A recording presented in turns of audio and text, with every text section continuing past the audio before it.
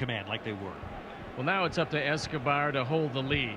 The Angels have the first lead of the series. Now he's got to have a shutdown inning and turn it over to the offense. And Escobar in the first inning walked 2 men. And then a 2-out, 2-run single from J.D. Drew got Boston their runs in the bottom of the first. The Angels coming back with 3 in the top of the second. And they got a pair of 2-out RBI hits from Figgins and Cabrera. Now Coco Crisp. And it's 1 ball and 1 strike to the Red Sox center fielder. Drove in 60 runs this year. The Red Sox have pretty good pop at the bottom of their lineup. Not home run pop, I should say, but more run production pop. Well, they've got good speed at the bottom of the order, and Crisp is at 357 lifetime against Escobar. 5 out of 14, and that's one of the oddities in tonight's lineup for the Red Sox. The 7, 8, 9 men, Veritek, Crisp, and Lugo, are the ones who have success against Escobar. The big guys, Ortiz and Ramirez, not so much. Well, talking with Terry Francona, he said, I don't care what Crisp hits. The fact that he can play center field as well as anybody in this league means that he's going to be in center field. And I think for the Red Sox, they breathe a sigh of relief when they look over in the on-deck circle and they see Pedroia. Yep, there's Pedroia, who looked like he jammed his left shoulder diving for a ground ball in the top half of the inning.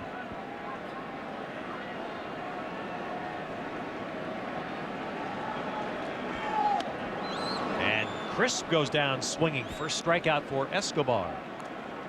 Kelvin Escobar, an 18-game winner for the Angels this year. For more on Kelvin, let's go to Jose Mota. Very special evening and an outing for Kelvin Escobar because about 400 youngsters are meeting in La Sabana outside La Guardia, Venezuela, members of the Kelvin Escobar School of Baseball. He provides everything they need throughout the year, baseball-wise and financially, and he says, I do this because I want them to follow their dream. Back to you. Yeah, and Escobar is, as so many Venezuelans have found out, you know, it's a country that's produced great shortstops. We know so many of them, and here's a guy who's become a leader and a great role model in his country as a pitcher. Played for the Toronto Blue Jays. That was his original team, and now his 4th year with the Angels. He said he learned a whole lot when he was with the Blue Jays because he was there with Roger Clemens and David Wells and Pat Henkin and Juan Guzman. And he said as a young pitcher from 97 to 2003, those guys taught him a lot of lessons on what to do and what not to do on the mound. You know, Mike Butcher, the pitching coach for the Angels, told me the other day, he said, and that's Butcher behind Mike Scioscia, he said this year Escobar finally realized that he could be one of the best in baseball. He had the ability, he had the stuff, and this year it all clicked with the head. It got together and he won 18 games. Strike 3 on the inside. So back-to-back strikeouts to start the bottom of the second.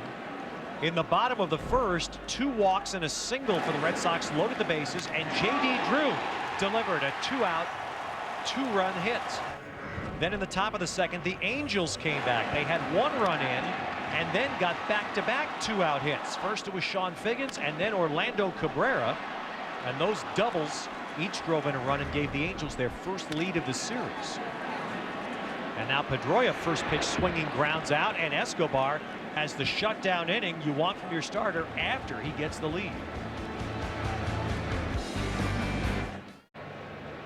This American League Division Series on TBS is presented by Budweiser, the official beer of baseball.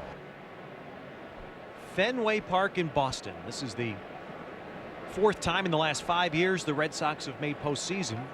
4th time in 6 years for the Angels. But it's an oddity for the Red Sox to open a series at home. As Garrett Anderson takes a ball. This is only the 2nd time in the last 10 postseason series for the Red Sox that they've actually opened at home. When you haven't won a division championship since '95 and the Yankees are in your division, usually if you get in at all, it says the wild card. The only series they opened at home was the World Series in 2004, which 2004 was still, that was the alternate, it was still in the alternating scenario, alternating years. Angel dugout's got to have a little more life after their 3-run second and then a shutdown half inning by Escobar. That's toward the right field line. Pedroia out, Drew in, and Drew can't play it. Anderson on his way to second, and the Angels get a leadoff bloop double from their veteran cleanup hitter. And the way you get doubles is you get them out of the batter's box, and that's one of the trademarks of the Angels. They run hard on everything. We'll watch it again. Anderson reaching out. No chance at all as Drew comes sliding in, and Pedroia knew that he couldn't possibly get it. So Anderson taking a look. Now he's thinking 2 bases right here, because if it gets by as it does, there's no way they can throw him out at second. So a promising beginning to the top of the 3rd inning. And Izturis hits a ground ball. Now Anderson's trying to move, and he will be out at 3rd as Lowell holds the ball. And that promise quickly erased as the veteran Anderson runs on a ball hit in front of him, and Lugo to Lowell for the putout. One of the characteristics of the Angels is aggressive base running, but sometimes you get a little too aggressive. And the baseball rule has always been, if the ground ball is in front of you, don't go to 3rd. Anderson is out by plenty. That puts Matsuzaka and the Red Sox 1 ground ball away from a double play that ends the inning. Casey Kochman, the batter. Kochman. That was definitely a swing. And Tim Cheetah, the 3rd base rules a strike 1. And it was Kochman's at bat that got the Angels started in the 2nd inning. He was behind in the count and eventually worked a walk from Matsuzaka. Scored the first of the 3 Los Angeles runs. And what Daisuke really needs this inning is an inning like Escobar had last inning, when he had 30 pitches in the first but a 10-pitch inning in the 2nd inning. Matsuzaka could use an economical pitch count here. He is already over 60 pitches with 1 out in the 3rd. And there's the count. Now, many baseball fans are aware of the legend of Matsuzaka, who was a 17-year-old high school pitcher in Japan, pitched a 250 pitch 17-inning game in a huge national event in Japan, which is the high school baseball championship. I have a feeling, and I'm just guessing here, that Vlad Guerrero and Garrett Anderson weren't in that lineup. The point is that pitch counts for Matsuzaka may not quite have the same meaning as for many pitchers that we're accustomed to seeing in the States. No, but Terry Francona said something real interesting, and that's one of the reasons why he's been limited to 130 pitches as his high water mark. They have a substantial investment in this young man, and at 27 years old, he's got a long way to go, and they don't want to burn him out in his first year in the States. Now the ball to Kochman. Now Matsuzaka, we talk about pitch counts, yet there's also another issue, the length of the season, which in Japan is shorter, and the number of innings pitched is shorter, lesser in a season. This year Matsuzaka made 32 starts. He only made 30 starts once in a season his entire career in Japan. That's one of the reasons why they kept pushing him back 2 and 3 and 4 days in September. There goes the runner, and he'll steal without a throw. So Izturis steals the first base of this series for the Angels. Well, this is more like the kind of Angel baseball that Mike Scioscia preaches. Izturis looks back to see if there's any contact. When he realizes there was no play, he made it easily. And although he didn't run often, he ran effectively. He was 7 for 8 in stolen bases this year. And as you can see, the Angels are a running bunch. They don't hit the ball out of the park a lot, but they do score a lot of runs. Kochman chops one towards the second base bag. Lugo makes the play. So 2 down, and on to 3rd goes Izturis. Well, this is certainly not the first time Matsuzaka's pitched on the big stage. He threw 4 shutout innings against Cuba, capping off an MVP performance as Japan won the World Baseball Classic, the inaugural one in the spring of '06. I think you can tell by just those small highlights that perhaps the Cuban players were looking for a lot of off-speed stuff, and Matsuzaka went to the fastball, and that's what he used. Now, although he pitches comfortably about 91, 92, he can get it up there 96 if he wants to, and usually he saves that for the tough situations. There's a high fly ball hit to deep right center field, but Drew will have room, and he puts it away off the bat of Kendry Morales. So the leadoff double by Anderson does not hurt Matsuzaki. All right, here's tonight's Sonic Trivia question. 4 pitchers in MLB history have 18 wins in a season and 38 saves in another. Who are they? Now, that's a question that the folks at MIT that you're seeing right there could easily come up with the answer. That's about the closest I ever got to that. I think our director, John Moore, is angling for an honorary degree. Honorary would be the key. The heart of the order due up for the Red Sox, so a tough inning for Escobar. Euclid, Ortiz, Ramirez, and if anybody gets on, Mike Lowell. And Euclid, who drew a walk and scored a run.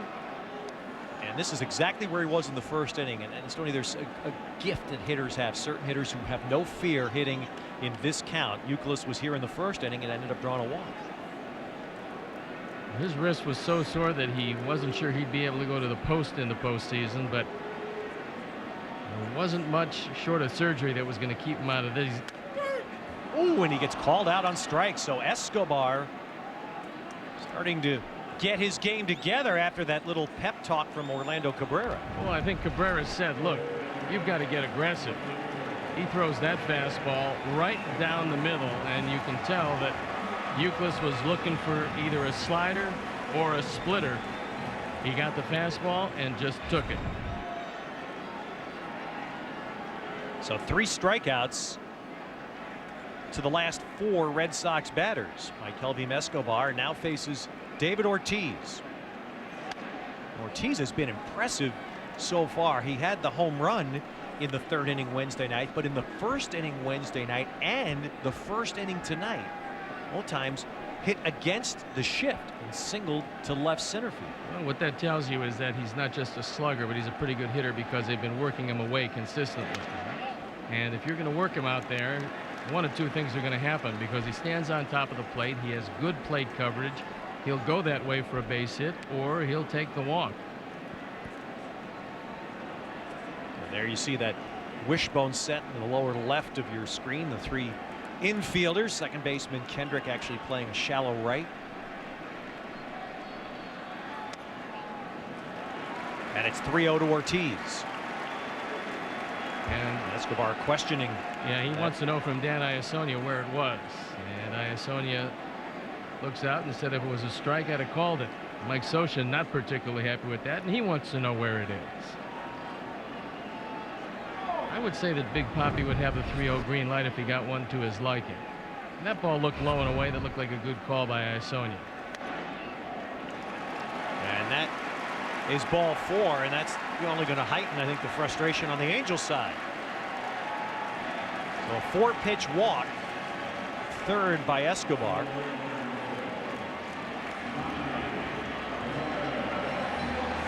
And it'll put him in the stretch to face Manny Ramirez. They were a little concerned with Ramirez because he hurt an oblique muscle, and that's the muscle inside that makes it so difficult as you try to take a good hard swing, and there's very little you can do with it except rest. They didn't want to bring him back too early because they didn't want to lose him for the playoffs, but he missed close to 5 weeks letting that oblique muscle heal.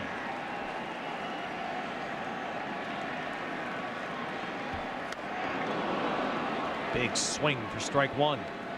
I would say if you're Escobar on the mound and you take a look over at first base and you see David Ortiz over there, the last thing you're worried about is him stealing, because with that lead he can fall back on the bag. And given the fact Ortiz has just had a cortisone shot in an achy knee and he's going to have some off-season surgery, that's even more to your point.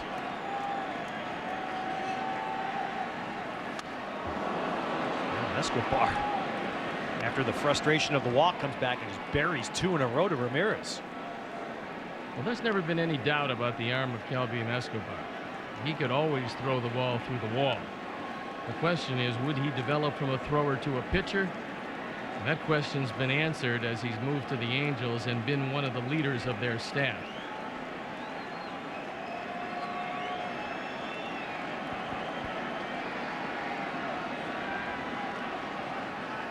Fouled back. The other word that the Angels pitching coach Mike Butcher used to describe Escobar was prepared.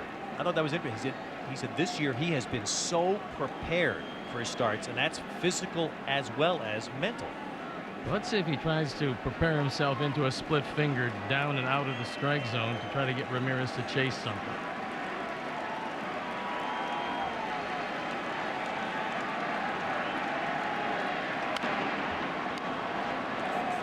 Looked like he got away with a hanging breaking ball right there.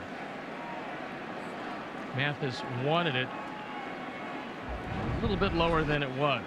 Watch it again and you see it just kind of hangs in the middle of the plate, and usually those things go either against the wall or over the wall. Sometimes good pitches get hit, sometimes bad pitches get missed. Well, you like to depend on that on occasion because you're going to make your mistakes.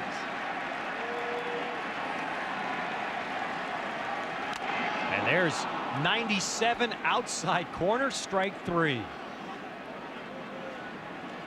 4 strikeouts for Escobar.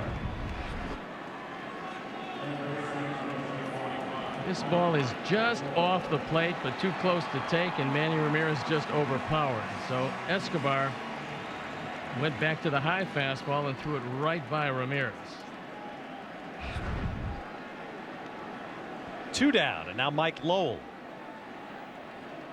Lowell walked in the first inning, and that walk with 2 outs loaded the bases, and J.D. Drew followed with a 2-run single. It's kind of surprising when you take a look at the trade that brought Lowell here. He was the throw-in in the deal for Josh Beckett. The best player going back toward Florida was Hanley Ramirez, who's going to be a great player. He's an excellent player now. He looked like for a while the shortstop of the future, but they needed an ace. That ace was Beckett. They had to take Lowell because of the money, and Lowell has turned into a big run producer.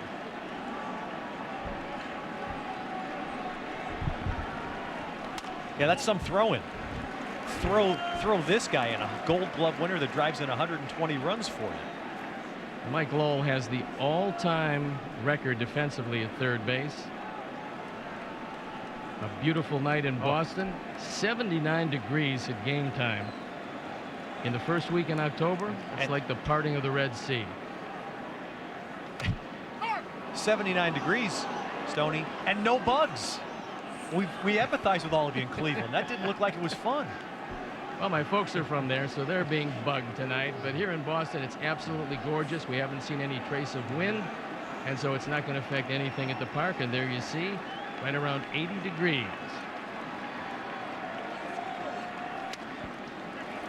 3-1 now to Lowell.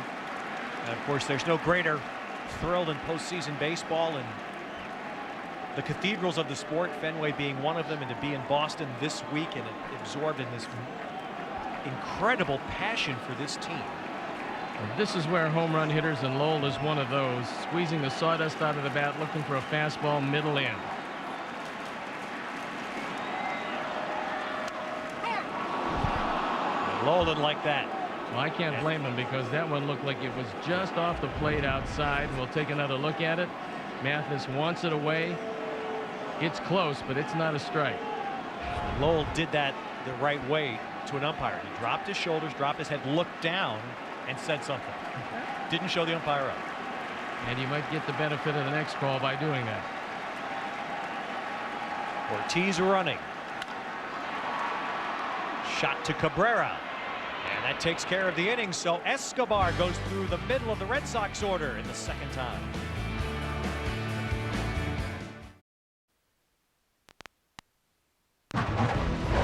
The MLB Division Series on TBS is brought to you by Shea, an American Revolution. Smart.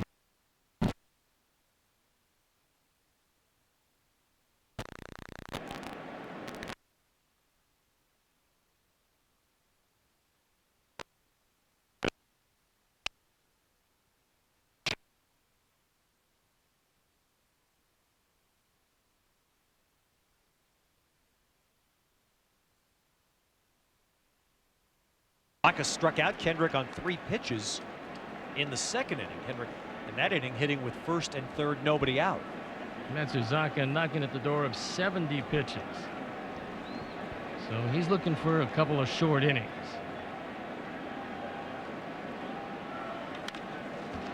Kendrick flares that down the right side, and that'll tail into the seats in the lower deck.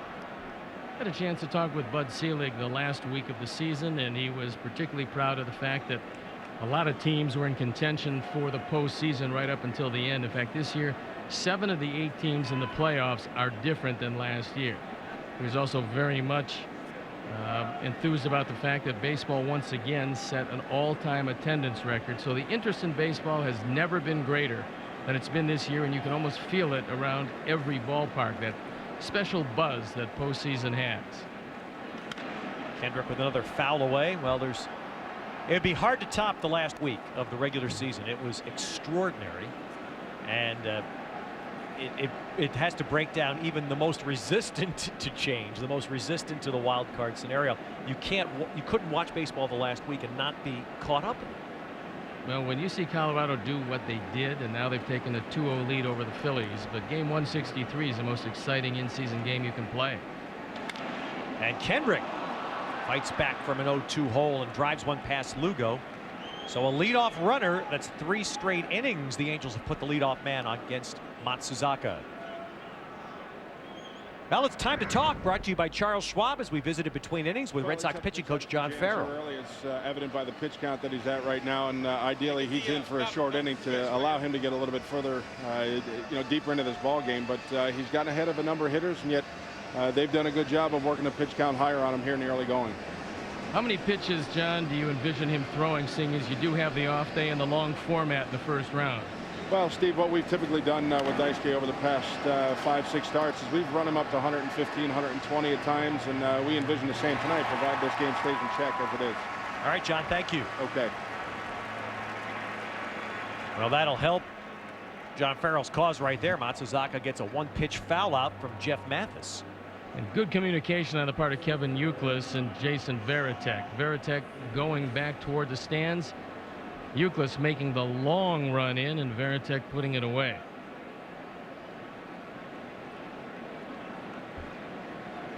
Now, one of the things that Figgins did early in the game was he showed bunt, and that'll mean that Lowe will have to play in at third, giving him some room to slap it by him if Matsuzaka stays away. That's why the good base runners like to show bunt early in the game to bring those guys in at the corners. Kendrick being held on at first, and Figgins takes the ball. Figgins struck out in the first inning, although it was a long at bat, and then he did double down the left field line to drive in a run. 2-out hit in the second inning. It should have been a single. Ramirez overran the ball and gave Figgins an extra base. Give you an idea how good a year he had. He was 0 for his last 22 and still hit .330 this year with 58 driven in out of the 1 spot. He pulls that one. Diving stop by Youkilis. And there's a big play for the Red Sox defensively. That had first and third written all over it. Kevin Youkilis is a Gold Glove caliber first baseman. Ranging to his right and then having the presence of mind to beat the speedy Figgins to the bag. Watch it again. A great effort. This ball looked like it was ticketed for right field. And Matsuzaka did a nice job of getting over there just in case Youkilis might have needed some help. No thought at all about second base. And a great effort. Yep. For the moment keeps Boston out of what could have been a pretty big inning. There's an amazing streak. Number of errors this year for Youkilis, 0. July 4th, 2006 was his last error at first base. So now 2 outs. And Cabrera, who delivered a 2-out double off the base of the wall in left center to drive in a run in the second inning, walked in the first inning. Well, the offensive contributions of Cabrera all year have been there. He hit .301. His biggest contribution tonight might have been that talking to Calvin Escobar on the bench after a rocky first inning, because Escobar has settled down since then. And Cabrera taps that one towards second base. Pedroia makes the hurry-up play. And Matsuzaka, for the second straight inning, pitches through a leadoff hit. As a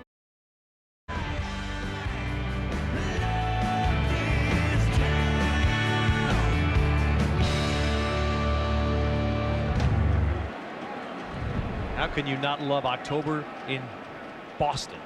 Postseason baseball here on TBS as we go to the bottom of the fourth. And J.D. Drew leading off after his 2-out 2-run single in the first inning gave Boston its runs. Drew's brother is also in the playoffs with the Arizona Diamondbacks. Stephen Drew, great young shortstop, having a very good series, not only with the bat but with the glove. Well, the National League travel day today, so tomorrow here on TBS we'll have Game 3, Wrigley Field for Arizona and the Cubs, and Coors Field for Game 3, the Rockies and the Phillies. And Drew has one gloved by Kochman. Escobar covers. So 1 out, bottom 4. Escobar's start to settle down, and we talked to Angels pitching coach Mike Butcher about that as we bring you It's Time to Talk, brought to you by Charles Schwab. Really just putting his pitches away, making better pitches with 2 strikes. He got some balls up. Really just commanding his fastball, working ahead and putting guys away when he has a chance to. Great tempo out there. I mean, he's doing a nice job. Well, he's got such a good fastball. It's a shame when he starts nibbling on it, because you want to get ahead strike 1, and it seems after the first inning he's done just that. Yeah, Steve, I think a little bit of nerves early on in the game, got him. He's feeling great, probably a little bit too strong, and right now he's finding his rhythm and he's doing a nice job. All right, Mike, thank you. Thank you. And there he is at a much more manageable pitch count in the 4th inning. Well, the Angels know if they can keep the lead through 6, that they've got Spire, Shields, and Rodriguez at the end, and normally nobody hits the Angels bullpen. And Veritek swings through the 97. It's 1-2. Escobar started a playoff game at Fenway Park here 3 years ago. He started Game 3, which turned out to be the final game of that series, and he did not escape the 4th inning. 5 runs allowed. Well, that inside fastball around 96 makes the outside corner just a touch farther away. Veritek is staring out at Escobar, knowing that that one had a little purpose to it.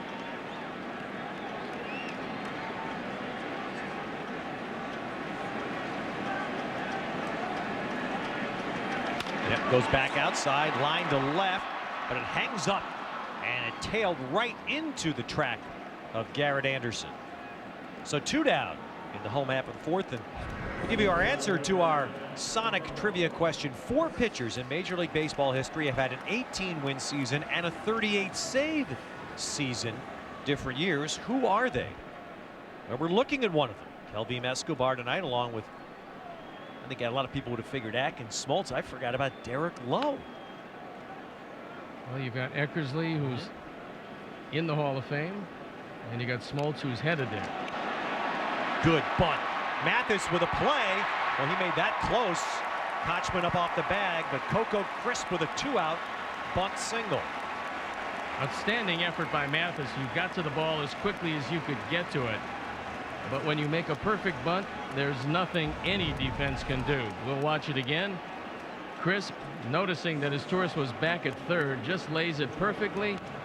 The only guy who had a chance was Mathis, and on a play like that, you might as well just put it in your pocket, because you're not going to get a guy with the speed of Coco Crisp. And that ball almost went down the right field line. All right, so 2 outs. Lugo the batter. Would you expect Crisp to run here? Not on the first pitch, but I do expect him to run. And the reason I say that is that although the Red Sox swiped only 95 as opposed to 139 by the Angels, they had the highest running percentage in the American League. They were successful 80% of the time, and Crisp is one of those guys that they count on. 28 of 34 this year. There he goes. Pitch out, and Mathis bobbled. So Mathis didn't get it cleanly in the exchange, and it cost him any chance. One of the reasons why I think it's always a gamble on the first pitch is because of the pitch out. But Ted, you hit it right on the head. When this ball was bobbled, Mathis might as well have just put it in his pocket again, because you only get one shot at Coco Crisp.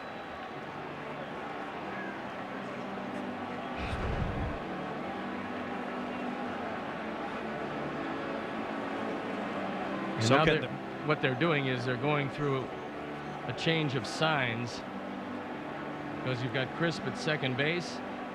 They had a slew of base runners at second base in the first inning, and I think it's probably about time to change those signs. And Mathis wants to know that he and Escobar are on the same page.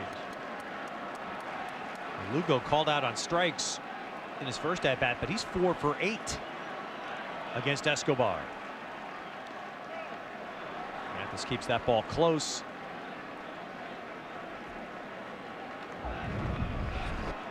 Good effort by Mathis. And the object of that is to keep the elbows in, angle your body forward, so when it hits off your chest protector, it bounces forward. There's no advance. You don't want to catch those. You want to make sure they just roll harmlessly in front of you. And Mathis did it perfectly. You would expect that if you have Mike Scioscia as your manager.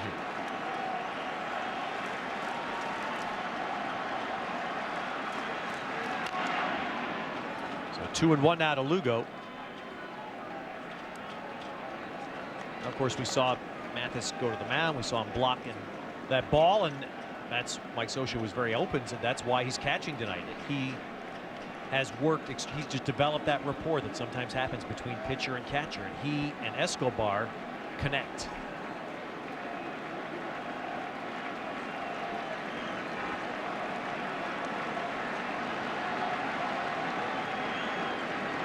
Two and one. Lugo goes. And Sonia at home plate made that call. 2-2. Well, Lugo not very happy with that one. And at the very least, they wanted an appeal down to Brian Runge. We'll take another look at it. As Sonia said, you went a little too far.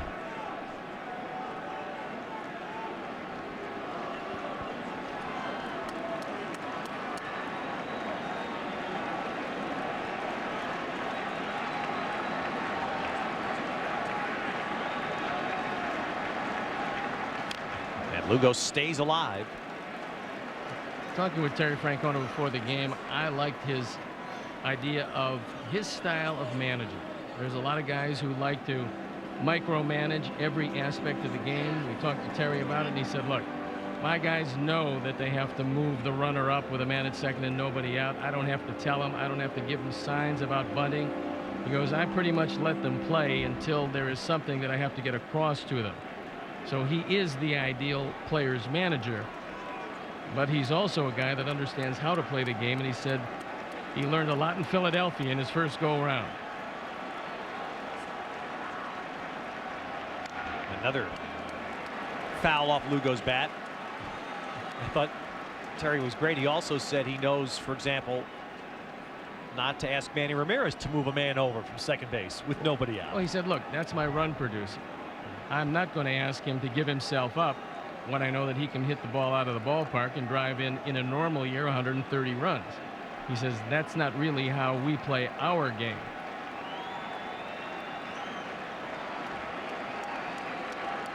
This bottom of the order trying to click, trying to score a run as the Angels would score.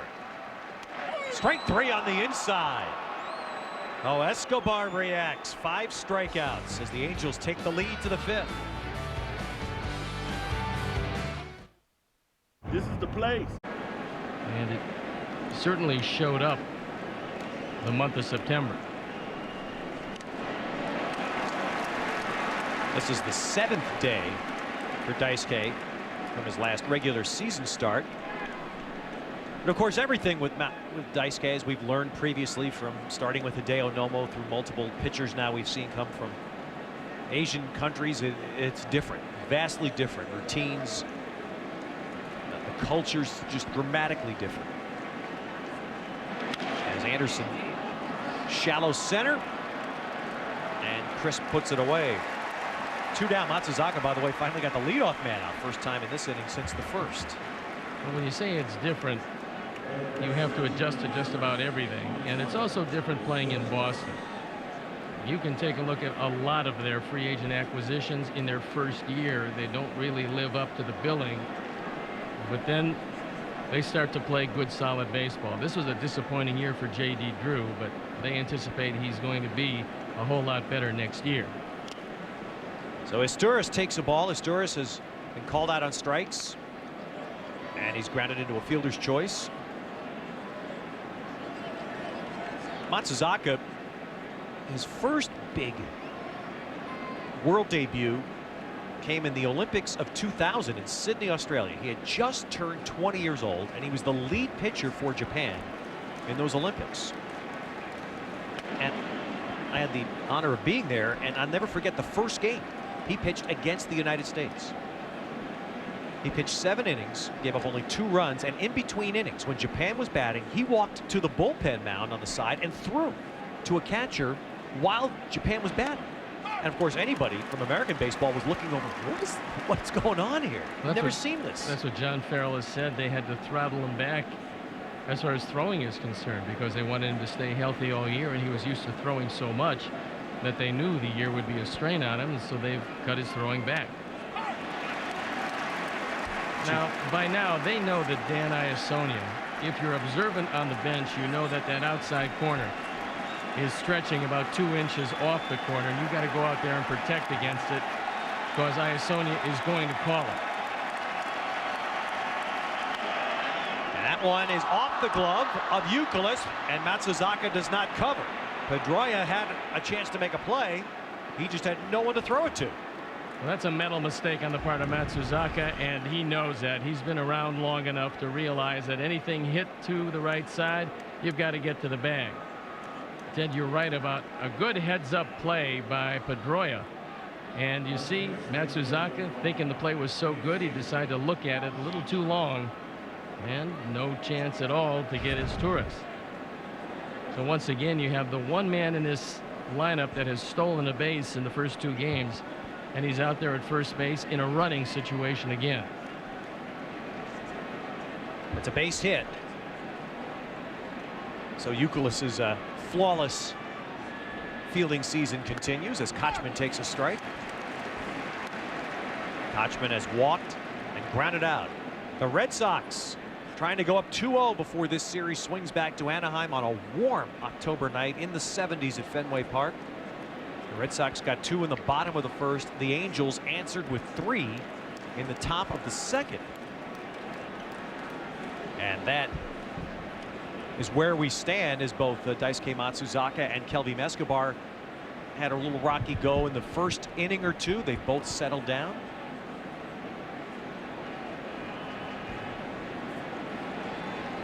The other 3 division series all stand at 2-0 right now. The Red Sox trying to make it all 4. And meanwhile, the Angels, who won more home games than anybody in baseball this year, they won 54 home games. They hit over 300 at home. They just want to get back with a split. Well, what they want to do is get back to the type of game that they're used to playing, and tonight we're seeing a little bit more of it, going first to third, stealing bases. Speed is the name of the game for the Angels, and we're seeing a bit of it this evening.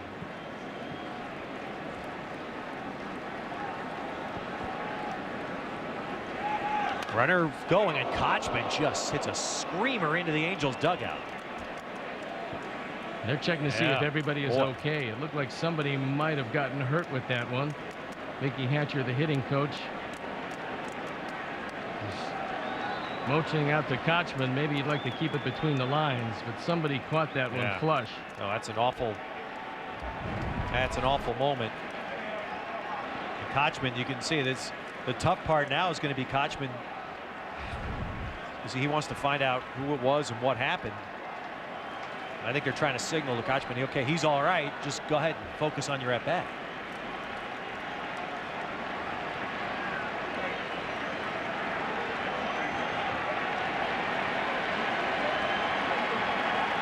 One and 2.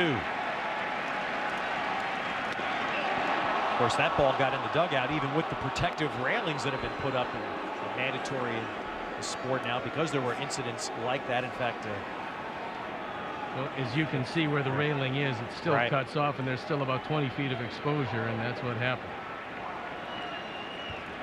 It was an Angel spring training game a long time ago. A pitcher named Matt Keel got hurt I pretty remember badly. it was in Scottsdale. Right, and that's what caused the rule to put the railings up. Runner goes. Varitek's throw. Not there. Backed up by Pedroia, so Asturias holds, and it's 3-2 now to Kochman. And we're told it's Rick Smith, who is the athletic trainer for the Angels, is the man that got hit by this foul off Kochman's bat. Good pitch to run because it's the split finger, and by the time it got to Varitek, he really had no shot. So Asturias with 2 stolen bases tonight.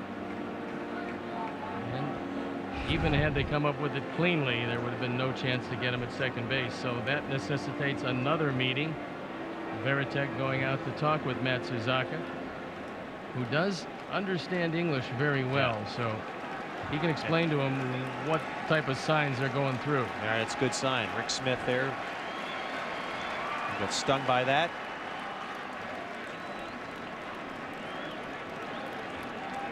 Well, Kochman trying to deliver now what the Red Sox had a shot with Lugo batting in the bottom of the 4th. And a 2-out base hit, stolen base scenario. Escobar struck out Lugo. Now it's Matsuzaka trying to get Kochman. He walks him, and the wild pitch will move Asturias to third.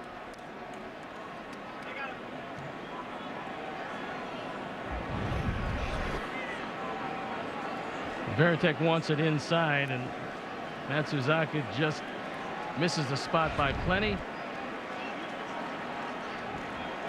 And it looks to me like that's going to be it for Matsuzaka. As Terry Francano goes out there, and he says that when he goes out there, it's to give him the hook. That's it. He's bringing in sidewinding lefty Javier Lopez. They're going to turn Kendry Morales around. The DH who's a switch hitter, but that'll give Mike Scioscia the chance to counter, and we'll see if he does with Juan Rivera. So that's all that's taking place here in the 5th inning. Game 2 of the American League Division Series. Daisuke Matsuzaka. His first game on America's brightest baseball stage, the MLB postseason, and he is not able to finish the 5th inning. But nonetheless, we'll get a warm ovation. Some of the Red Sox faithful standing as Matsuzaka leaves.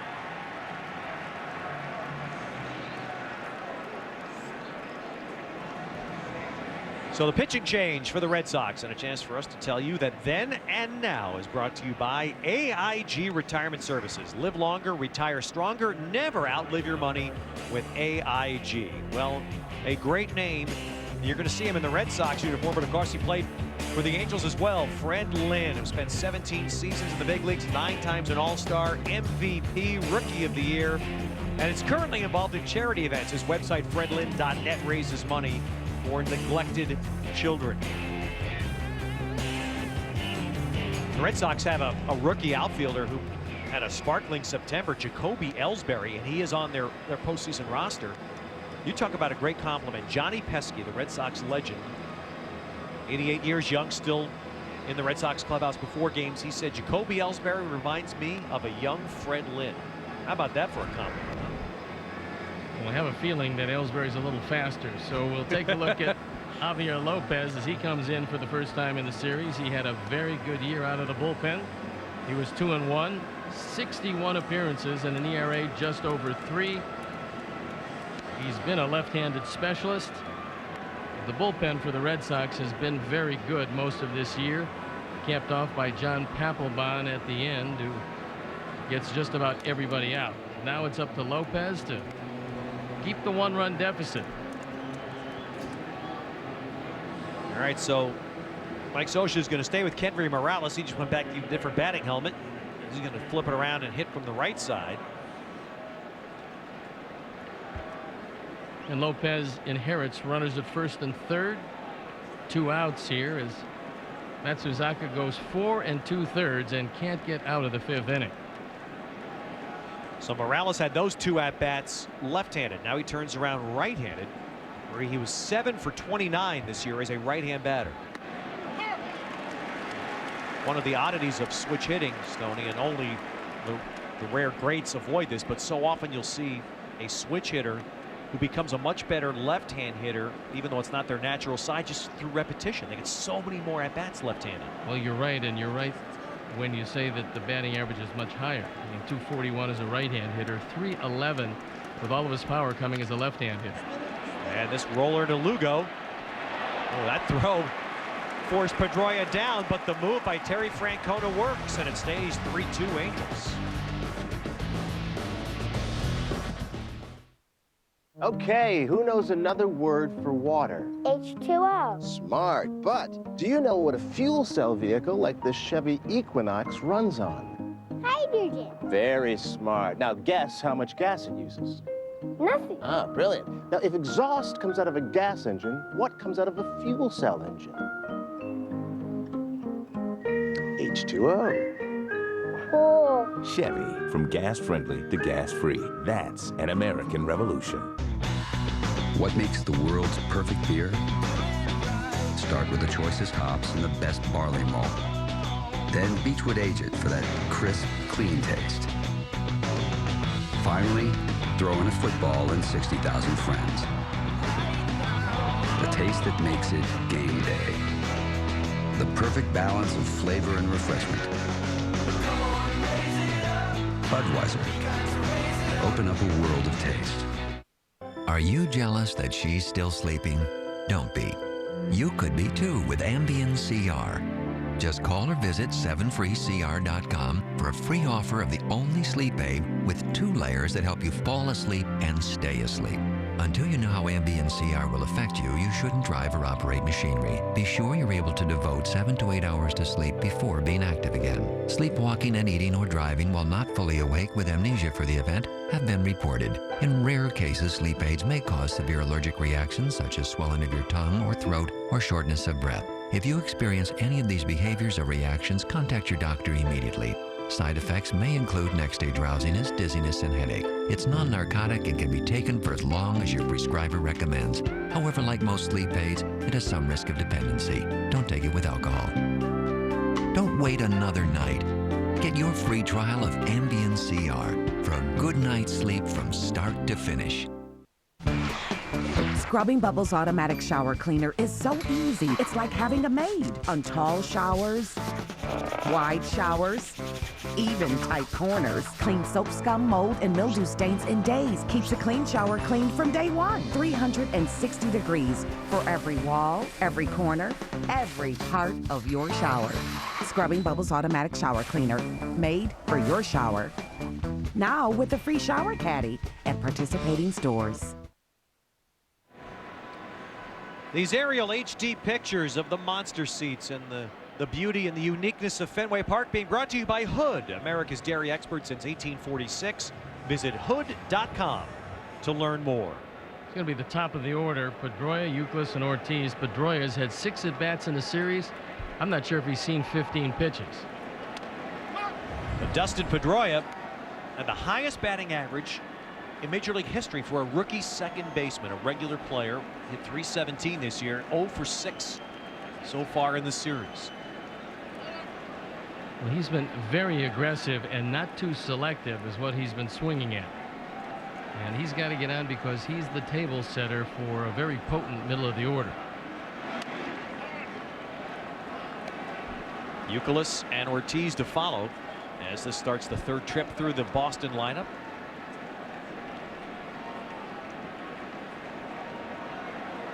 Red Sox have only 1 hit since the 1st inning, and that was Coco Crisp's bunt with 2 outs in the 4th.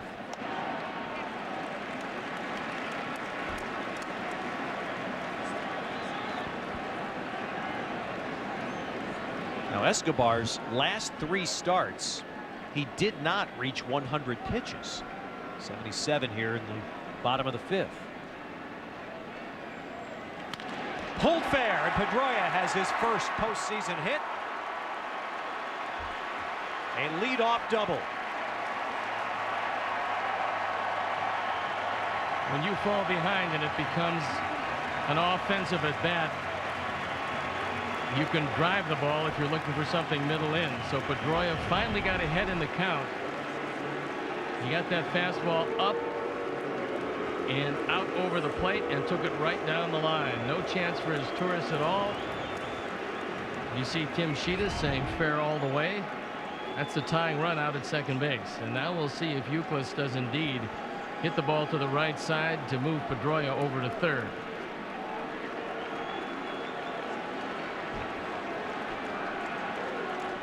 Kochman creeping in from first, and a check swing that's going to do the job. Well, he didn't mean to, but Escobar finally running to touch first base as Pedroia was keeping the play alive around third.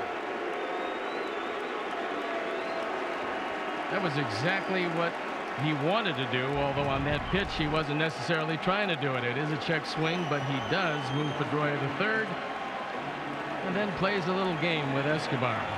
How long can you wait until you tag the batter? So Ortiz and Ramirez. And I think they're going to put Ramirez on and set up the potential double play. Yeah, Mike Scioscia actually popped up out of the dugout to get the attention of his catcher. And now Jeff Mathis stands up, so Ortiz will get the pass.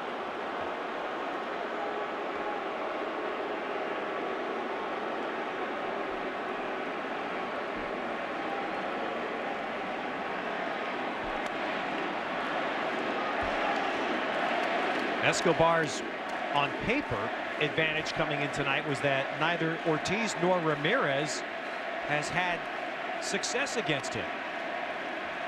But tonight now Ortiz will be on base 3 times with this intentional walk. I'm actually kind of surprised. I know that Manny Ramirez is a tremendous hitter, but he was hurt a bit this year and the power numbers were down. But for David Ortiz, who's devastating, he was only walked 12 times intentionally. And there's Mike Scioscia, who will give the signals to Mathis. Mathis will look over. Being a former catcher, Scioscia will tell when should Escobar throw to first, when he should use a slide step, and occasionally make some pitch suggestions to Mathis.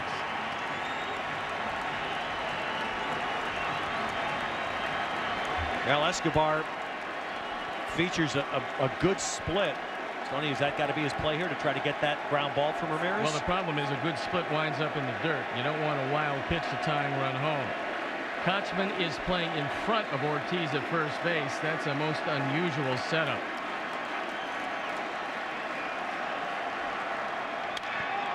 And Manny fouls the first one away. And the reason why I say it's unusual is that this is a good double play situation.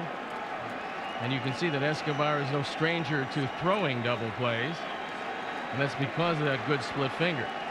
But normally you would see Kochman in back of Ortiz, knowing that Ortiz is not going to get a big lead and he's not going to run.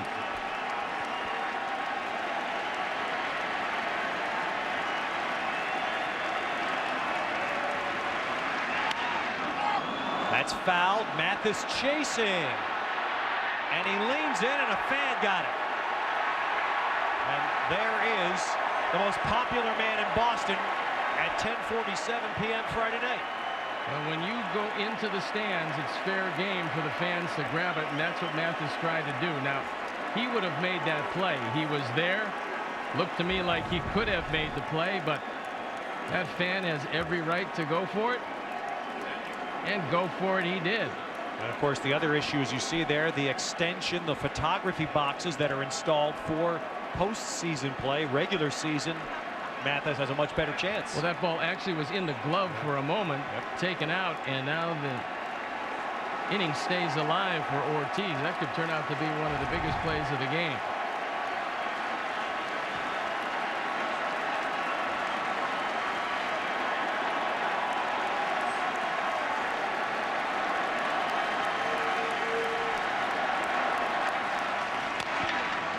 That is a foul ball. Gloved by Asturias.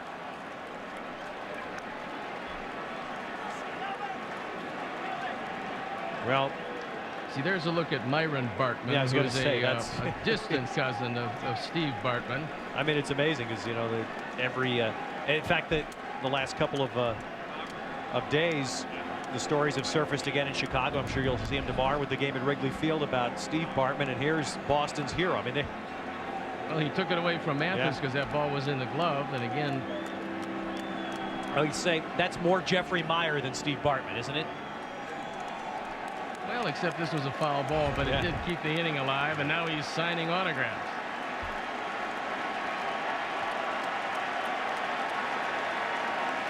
Jeffrey Meyer, of course, was involved in a play in the right field wall at Yankee Stadium about 10 years ago, 97, I think. All right, 0-2 to Ramirez with 1 out.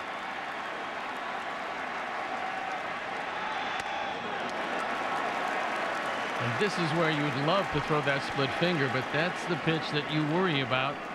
I worry about Mathis smothering it. See Mike Scioscia giving Mathis the signs.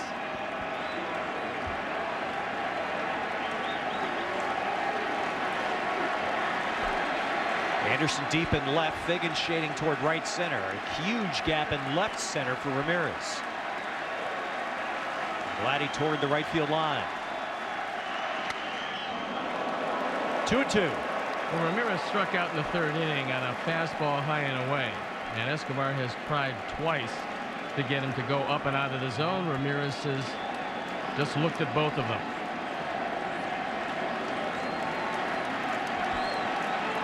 And again, the long ball fought in this moment. Escobar only allowed 11 home runs this year. Ramirez has hit only 1 in 36 career at-bats against Escobar.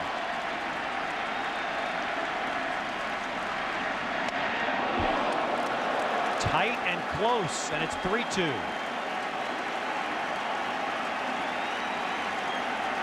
Well, normally in a situation like this, with a normal base runner at first, and Ramirez up, you would think about sending him, but David Ortiz with a bad knee is not a normal base runner.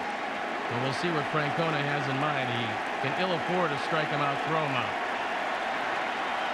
Standing around Fenway.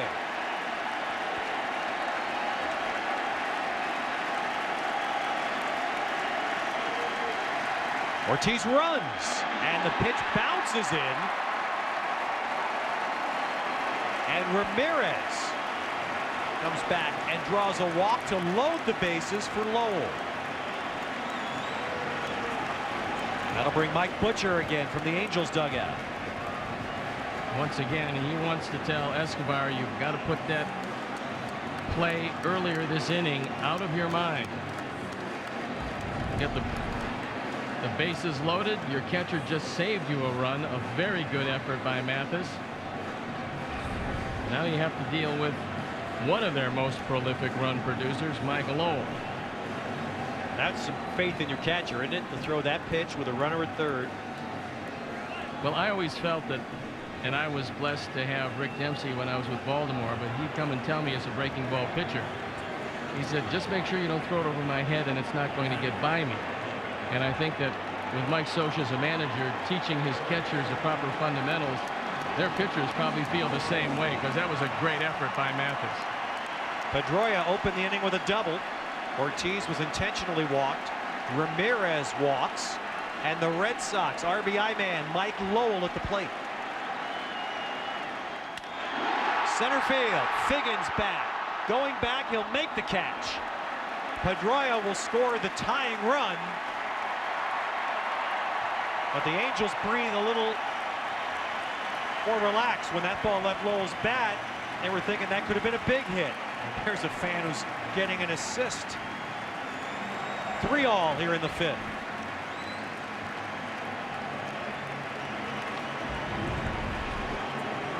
This is taking a page out of the Angels book. They led the league in sacrifice flies. Mike Lowell drives it far enough to drive home the tying run. Lowell drove in 120 runs. He got 8 sac flies, tied with Ramirez for the team lead. Now J.D. Drew, who had a 2-out, 2-run single in the 1st. And now the Angels' first bullpen action. Scott Shields.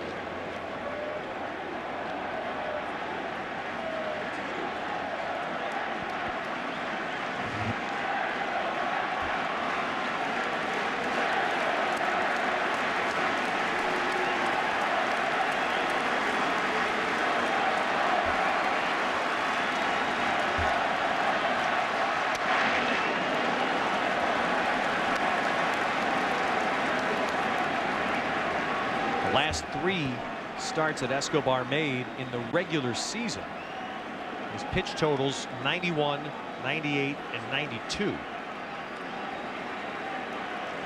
And he rarely went over 110 this year, so you get a sense he's coming to the end of the line. Gets Drew there, and it's 1-2. He's got a pretty good idea that whatever he's got left, he's got to show to J.D. Drew right here. That high fastball was one of the harder fastballs we've seen tonight. Drew couldn't hold up. This is probably the biggest hitter and the biggest pitch of the ball game for Escobar in this sequence. Ortiz and Ramirez the runners.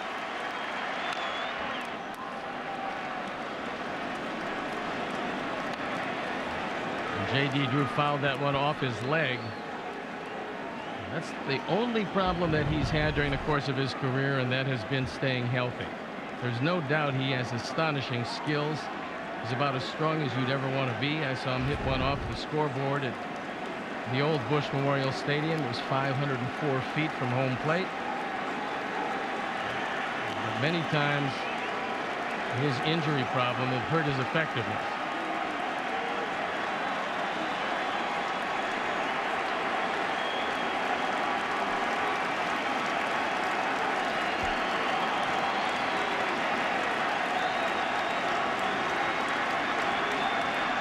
Inside 2-2. The year they really made J.D. Drew was the 2004 season, the one year he played in Atlanta. And again, you talk about leadership. It was Chipper Jones early in that year that made sure J.D. Drew understood that in Atlanta we play. And J.D. Drew, 518 at-bats that year, had his breakthrough season, ended up getting a big contract from the Dodgers. And everybody knows that he had an out there in the final couple of years of that contract, exercised the out, gave up the guaranteed $11 million, and came here for a 5-year deal for $14 million with the Red Sox. And they're hoping next year that he can live up to that. All right, Mathis to the mound. Let's see what Escobar delivers on 2-2.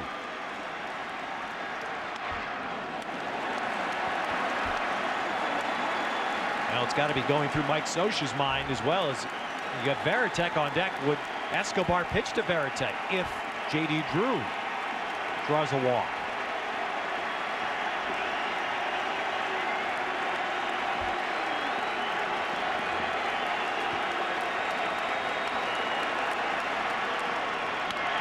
And Drew fouls it. Runners moving on the 3-2. Well, the Red Sox, who walked more than any team in baseball the last 3 years, and tonight they've drawn 4 on their own, 1 free pass, but they've got another starting pitcher to 100 pitches in the 5th inning, Stoney.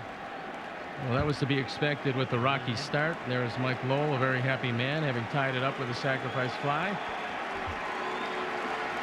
Talking with Alex Cora, fine utility infielder for the Red Sox.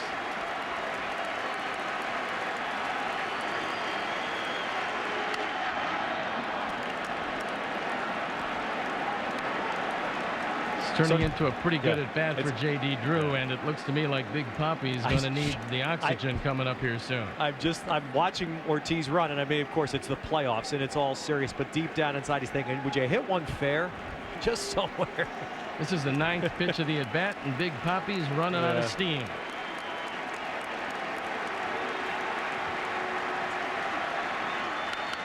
And another foul from Drew, and I tell you what, I think David wants to call it. He wants to call a timeout here.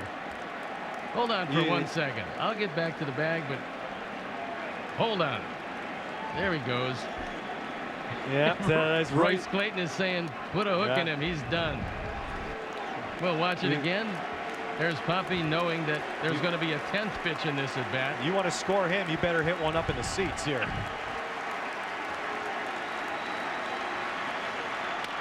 And a bouncer, Kochman has to back up, but Escobar is there. So Escobar stands strong at the end. He gets Drew.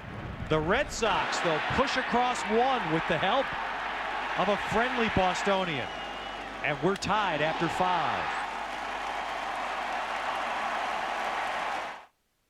MLB on TBS. It's WTF. TW stands for Worth the Watch. Frank TV premieres November 20th, only on TBS. You are in the presence of the future king of New York. This Friday, there's nothing more dangerous. Of all the places, you gotta come to my place. Than your own family. Son, sooner or later, either you're gonna be with us or you're gonna be with the dealers. Joaquin Phoenix. Get down! Mark Wahlberg. I'm done with you! Ava Mendes. You could be killed. And Robert Duvall. This is a war out there. In the most electrifying thriller of the year, We Own the Night. Rated R. Opens everywhere Friday. When it comes to powerful congestion relief, my choice is Clear. I get Claritin Clear with Claritin D. Some allergy decongestants change their formulas. Claritin D chose not to change. For terrible sinus pressure, my choice is Clear. Claritin D. Nothing works stronger, faster, or longer to relieve your worst allergy symptoms, including congestion and sinus pressure, without drowsiness. For the worst allergies, I want a product with the best decongestant. My choice is Clear. Claritin D. Get Claritin D at the pharmacy counter. Still no prescription needed. Live Claritin. This is the story of how the 270 horsepower V6, roomy 3-row seating, 7 airbags, available backup camera, and everything else in the newly restyled fuel-efficient Toyota Highlander hauled Mark, his brother Patrick, and the kids off to the lake with ease. The Highlander is priced to please at your New England Toyota dealer now. Hey Dad, you need new Quality Jewelers commercial. Do you have any ideas? Well, since you asked.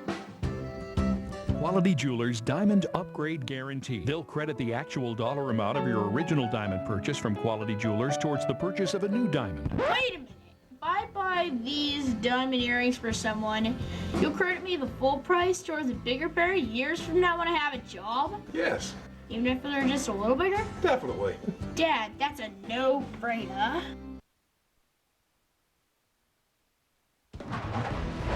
The MLB Division Series on TBS is brought to you by Chevy, an American revolution, and by Fidelity Investments. Smart move.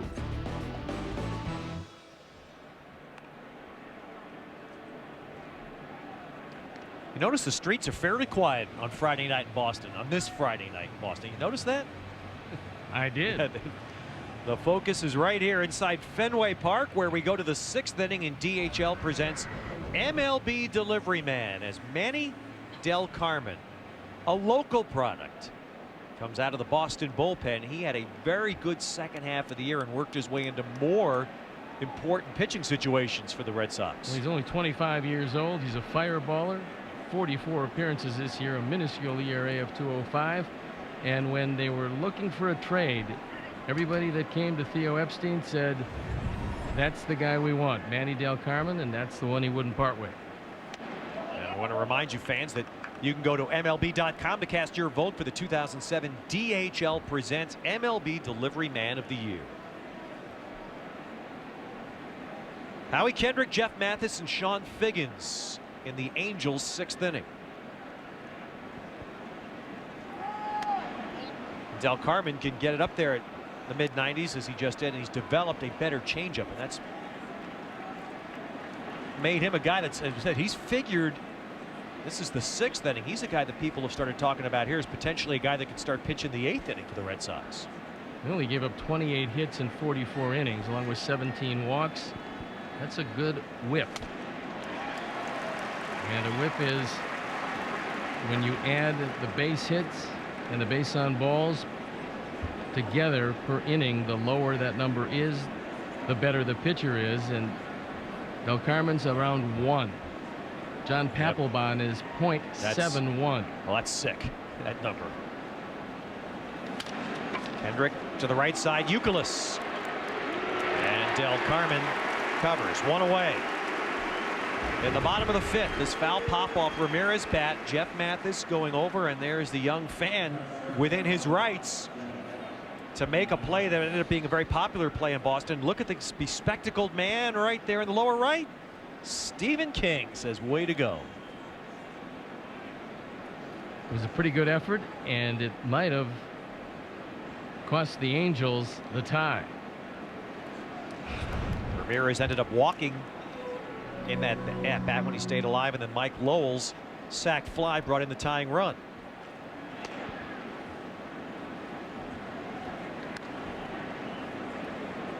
Del Carmen was drafted in the second round in the 2000 Major League Draft.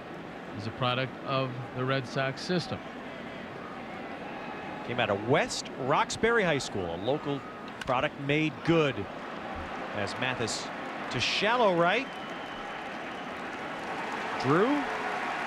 So 2 down in the Angels' 6th. And at the end of this half inning, we'll be going to Atlanta with EJ, Cal Ripken, Frank Thomas, and special guest tonight, Curtis Granderson. What a marvelous year he had for the Tigers. A game break coming up at the end of this half inning. I thought Curtis was one of the most improved players in the game this year.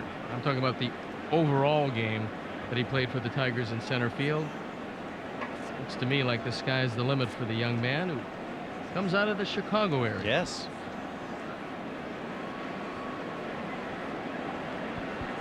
Sean Figgins doubled in a run in the second inning. The Angels scored all 3 of their runs in the second.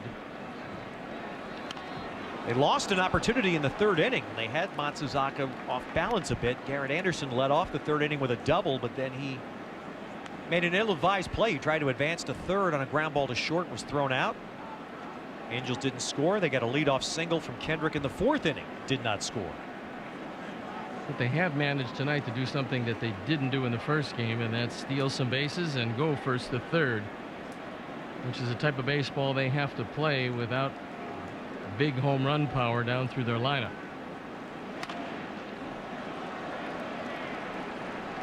Two strikes now, and Figgins would look to be that Scott Shields is going to take over for the Angels in the bottom half of the inning. I would say that you can pretty much take that one to the bank. Escobar has thrown very well, but the pitches have really piled up on him, and I think that's about it.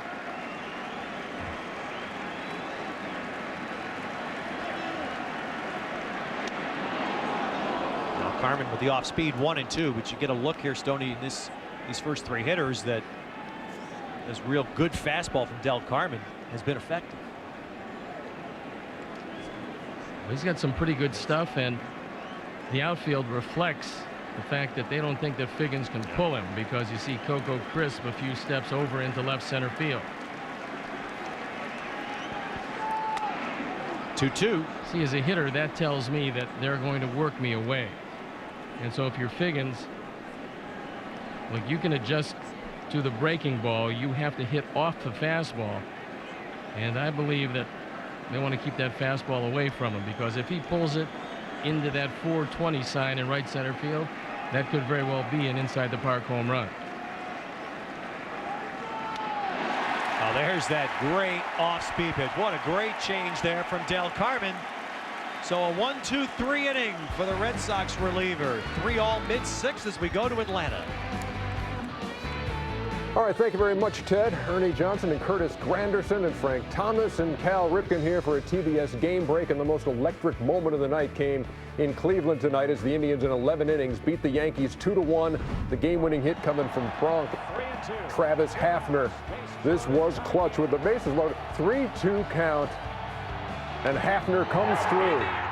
And the series is now 2-0 Indians over the Yankees. Frank, assess where the Indians stand now as they head to Yankee Stadium. Tell you what, it's a good time in Cleveland right now. Through the first 2 games, their biggest weapons are all on track, and the biggest weapon tonight won the game, and that's huge for the rest of that lineup, because a lot of that lineup feed off Pronk, and I'm just happy for him because he had an up and down year, but in the clutch here, he's right on target, and he's headed into New York with a powerful lineup behind him. They're still hooting and hollering out there at the Jake, and now what's the situation at Yankee Stadium as this one resumes? Well, I'm worried about the Yankees now. I mean, for a couple reasons. They're down 0-2, but also Cleveland, they're playing really well. Those 2 aces are pitching like aces. Carmona, I didn't have a chance to see him pitch like that, but I can't imagine. He's like Beckett the other night throwing, so I'm worried about New York. Pettit threw a marvelous game. They couldn't quite squeak it out, so now they're in trouble. See what they get out of Clemens in game 3 of that with Westbrook going for the Indians. Meantime, it was just a weird situation, Curtis, with all these bugs. You've been through it before in Cleveland. Can you tell me what these guys were battling? What these bugs do? Is it just annoying, or are they biting you? These Canadian soldiers, they call them. They fly around you, they stick to you. They don't bite, though, and that off actually doesn't do anything for them except for draw them to you a little bit more. So they keep spraying that off on them, and sure enough, they'll get a good shot of Jabba Chamberlain. They're just stuck to the back of his neck. So maybe if you had that information about that stuff really not working, maybe you could have passed that on to the folks tonight. Just keep giving them towels out there so they can dry off and get the moisture off of them. And it only lasted really about an inning and a half, 2 innings, just enough time for the Indians to tie the game, and then they left, and the Indians won it in 11. Strange night indeed at the Jake as we go back to Fenway Park. Ted. Now that's a scouting report from Curtis Granderson. That's one for the classics. A scouting report on the Nats of Cleveland. That's great. Well, we see Scott Shields come into the game, and he appeared in 71 this year. He's a sinker slider pitcher and no stranger to work. This is the 3rd year in a row where he's gone over 70 appearances. You see the opponent's batting average of 220. A testament to just how good his stuff is. Over a 2-to-1 strikeout to walk ratio. And he's on in a 3-3 game as we head into the bottom of the 6th inning. He does come in though with a big butt, and that's we're going to find out here pretty quickly as Varitek swings and misses. Shields is such a crucial man in the Angels bullpen, and he had a tough second half. Really struggled, and a lot of concern about him. Mike Butcher, the pitching coach, they've spent a lot of time working with him. Well, this is not, that's struggling right there. This is not one of his favorite parts. Anytime you see that ERA up around 17, you start to worry. He had a 7.3 ERA after the All-Star break this year, and Mike Butcher said to me the other day, he said one word: command. Just watch to see. We've worked on him on picking up his targets sooner, and if his command is on, then we're fine. If not, it's going to be tough. It looks okay here to Varitek, 1-2. Well, he had years where he was close to unhittable. Last year, the ERA at 2.87. The year before that, 2.75. And this year, for a while, he just lost all semblance of control. But he's got a very deceptive motion. It's kind of a herky-jerky motion that gives you a little glove, a little elbow, and then the ball follows, and he throws in the low 90s. But you've got to throw strikes to these Red Sox. And he does there. So Shields first at bat strong as he gets Varitek, who's now 0 for 3.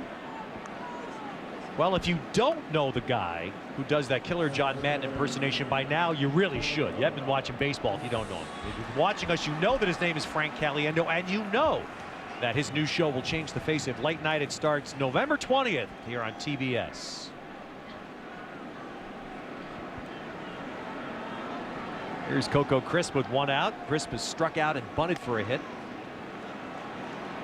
Well, Asturias is not going to allow him to bunt for another one, at least not to third base, because he's well in on the grass.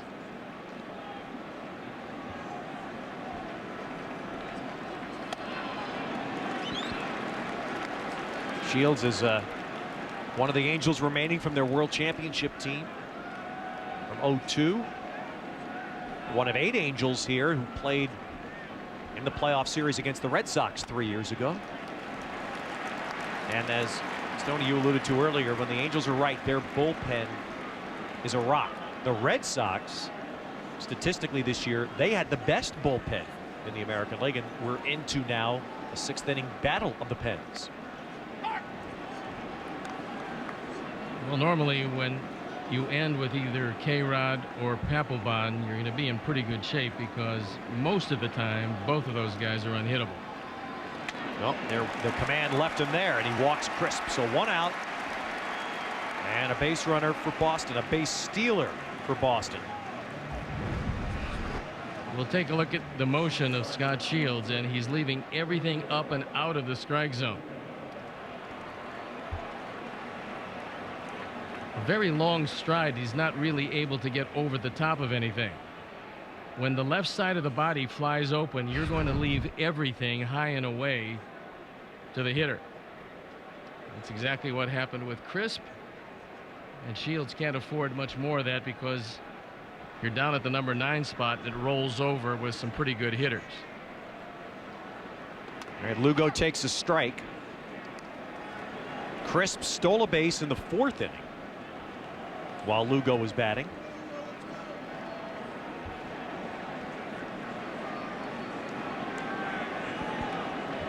Crisp stole 28 during the course of this year, was caught only 6 times. He pretty much mirrors this entire Red Sox team. The perception is this is a team of sluggers. The reality is, yes, they have their sluggers, but they have some speed guys also.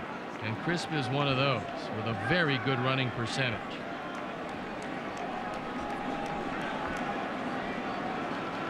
There's a pitch out. The Red Sox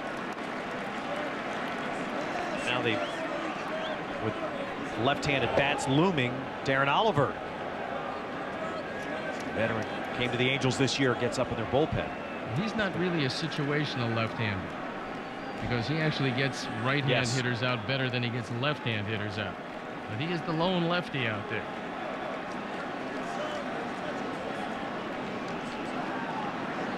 So the Red Sox this year, and we've talked, Stoney, about how good this lineup is, and they averaged 5.3 runs a game this year.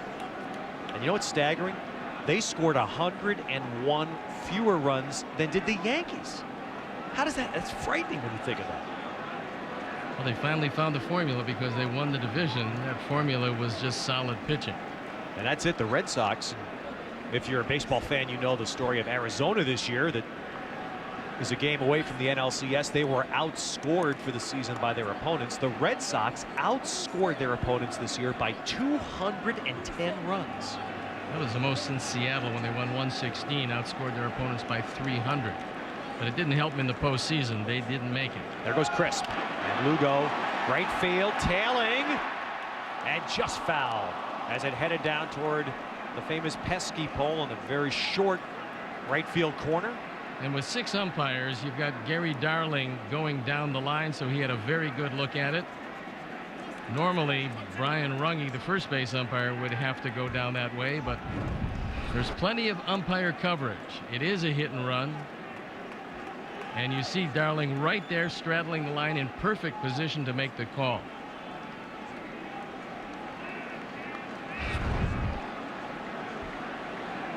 Gary had the plate last night. Now he's got the right field line.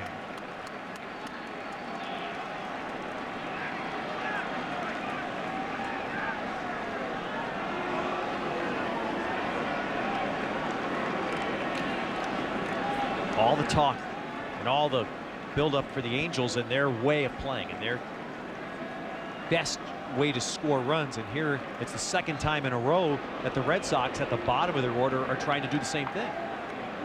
This is a completely different type of Red Sox team than in the past because they've got some guys that can run. Terry Francona will use the hit and run, as we just saw. He'll use the straight steal effectively. Mike Scioscia letting Mathis know if he wants a pitch out, 1 and 2.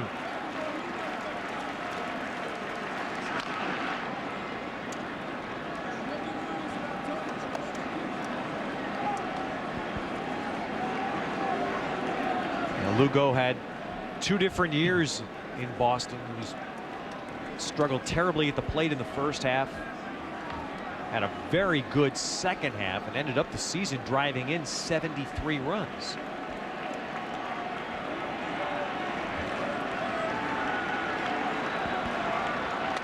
There's the pitch out. And now it's 2-2. Well, I have to believe Coco Crisp read that pitch out, because it looked to me like he was going, and I think that he saw Mathis start to shift and came right back. Now you see him, and he takes a look in. He knows it's a pitch out right there, and the count evens.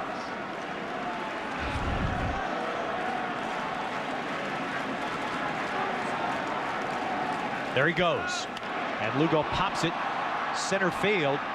Crisp doesn't know where the ball is. Figgins makes the catch, and now the throw, but Crisp was able to recover. He slid into second base, then spun around, and now he's out. He did not retouch the bag, and he is out at second base. Now the Angels alertly take advantage of Crisp's mistake. He got lost at second base, went past the bag, and did not retouch. Do you hear that? It's humming. Oh, that's no ordinary hum. That's the sound of the future. The extended range electric car powered by the miracle of the advanced lithium-ion battery pack. Huh? You plug it in, and they expect you'll get up to 40 miles without a drop of gas. Wow. The Chevy Volt. I've heard the future, and it hums. Chevy, from gas-friendly to gas-free. That's an American revolution. Pizza. For here to go? Delivery. Louis. They got a little captain in them because they always designate a driver. Drink responsibly. Going to Burger Town. Want anything? Oh, if they still have the Can My Butt Look Any Bigger meal, will you get me one? Me too. Instead, try the new Subway Fresh Fit meal. Now with more tasty choices like new hearty wheat bread and low-fat yogurt. Subway, eat fresh.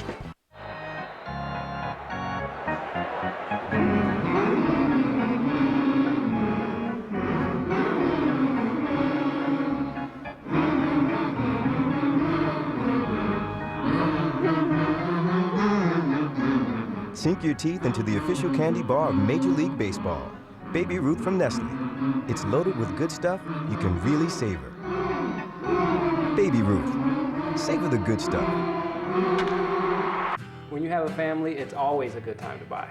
It's a great move-up market. In this market, there's a lot of options. The interest rates are low. It didn't make sense for us to spend the same amount of money renting something when we could own it. Working with a realtor took all the guesswork out. This is the best market in years in terms of choice. Interest rates are at historic lows. Home choices have increased and prices are favorable. Every market's different. Call a realtor today. If we didn't buy now, we would have missed the opportunity on this home. Yeah. The Cleveland Indians, the New York Yankees. Don't you just love this time of year? You know you counted them out in June, yeah. And the Yankees win! Now the kids and the vets are just coming together. The Tribe, Sabathia, Carmona, Sizemore.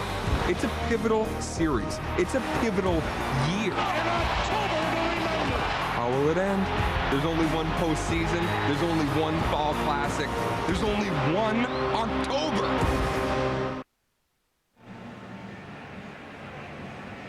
Well, we've had one bad base running play both sides now in this tie game in the 7th inning. Well, there was a deke at second base to start with, convincing Crisp that he should slide. And we'll take another look at it, and you'll see the Angel dugout get involved, and Cabrera know exactly what happened. So Manny Del Carmen back on the mound for the Red Sox. Cabrera, Guerrero, and Anderson. So the Angels with their best hitters coming up here in the top of the 7th. Probably the biggest question mark for Terry Francona in that bullpen is Eric Gagne, because he didn't have a particularly good last part of the season. Now both teams are deep. Both teams in this series needing only 3 starters were able to have 10-man pitching staffs and still then therefore have 7-man bullpens. Red Sox also feel good about their lefty Hideki Okajima. Well, they're happy to have him back and healthy. Varitek straight back and just onto the screen. So let's take another look here at Crisp running on Lugo's fly ball.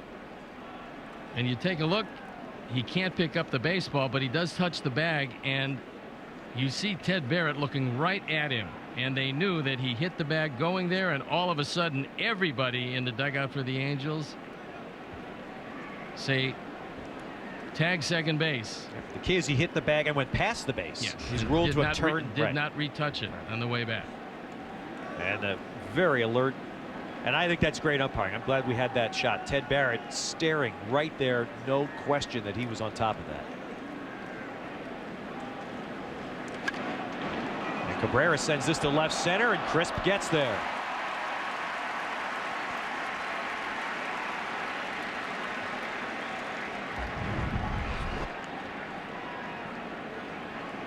Right now, Coco Crisp cannot pick up the ball. And from that angle, it's very obvious that he never came close to retouching. So we've seen some sloppy base running on the part of both teams this evening. That was Garrett Anderson for the Angels side back in the 3rd inning. Tried to go 2nd to 3rd on a ground ball to shortstop and was thrown out.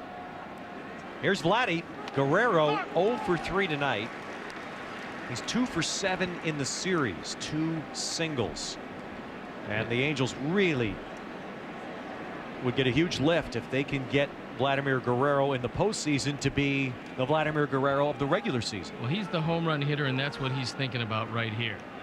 And Vladimir Guerrero takes one. Well, he's looking out at Del Carmen. In a tie game in the 7th inning, there's no way in the world that Del Carmen wants to hit him on purpose.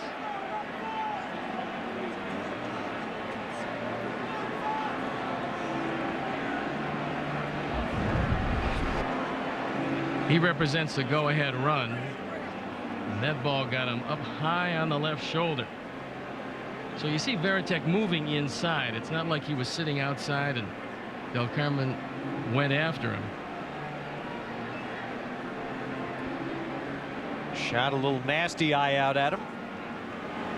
I think that's what Varitek told him right there when he went over to him. He said, look, he wasn't throwing at you.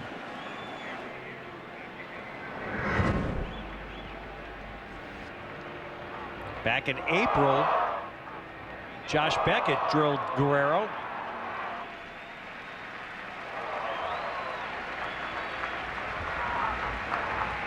Vladimir's he's never been hit as many as 10 times in a season, which is interesting. All right, Guerrero's being still tended to by the Angels staff. The Red Sox are making a pitching change with Garrett Anderson due up. Rumors that Kenny Lofton's on the move again. Where to now? He's going back to the Dodgers? Any baseball news? Looks like Kenny Lofton may be traded to the Boston Red Sox. Inside sources tell me he's heading to New York. Kenny Lofton stuff? Take it to Chicago. No matter what Major League Baseball needs or where, DHL delivers. I hear Lofton's going to Atlanta. Make that New York. It's not Chicago, it's Lofton Boston. may be headed to California. Make that Northern California. Make that Japan. DHL, ground, international, overnight. Customer service is back in shipping. Yo! Lil P, Funky Fresh, T-Square. What are you guys doing here? We're a little confused. Yeah, you said you wanted to go solo. That's why you broke up the band, remember? Yeah. Guys, it's just me. Oh, and my network. Yeah, they're great for email, GPS directions. I can even watch my own videos on YouTube. Yeah? Can they do this? America's most reliable wireless network for calls is the network you should rely on for everything. Verizon Wireless. It's the network. Vladimir Guerrero seems to be okay, still probably steaming inside in this tie game, 7th inning at Fenway Park. Enter People Magazine's Sexiest Fan Alive contest, and you, be you male or female, could be in People Magazine's Sexiest Man Alive issue and win a VIP trip for 2 to next year's World Series. To enter, go to peoplesexiestfan.com. And Hideki Okajima enters this one. During the regular season, 66 appearances, a fine 2.22 ERA. He's got a couple of different types of changeups. He has very good control. You can see 63 strikeouts, just 17 walks, and when the opponents are hitting just 202, you know he got pretty good stuff. He was another one of those guys that suffered from a little shoulder fatigue, and they shut him down for a while. Again, from Japan, you play a shorter season. They're playing into October here, and Okajima now is throwing the ball as well as he's thrown it most of the season. Now, Vladimir Guerrero, the runner, and in his Montreal days in particular, he was pretty good base stealer. Garrett Anderson, the batter, but of course you've got a left-hand pitcher on the mound here. That was also a lot of knee problems Yes, ago. that's true. So Garrett Anderson facing the left-hander Okajima. He's seen him 3 times before with 1 hit. Anderson, a veteran hitter, hits lefties very well. He had 288 this year with 6 home runs against left-hand pitching. And I wouldn't think that Okajima would be particularly intimidating for lefties, only that he comes over the top and doesn't swing it from the side. Now again, Anderson's, you see the close-in shots, his right eye swollen from the infection that he had before Wednesday's game 1. Every word is that it's not affecting his vision to the point where he's able to play. And he has 2 hits tonight. A single in the first, bloop double to right in the third.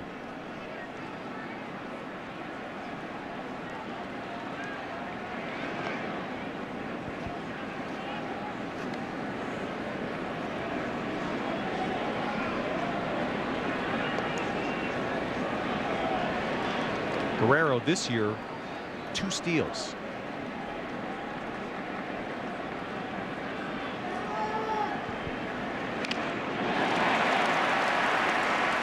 Again, there's 2 different kinds of changeups from Okajima. That was one of them. He's got one he throws a little softer than that.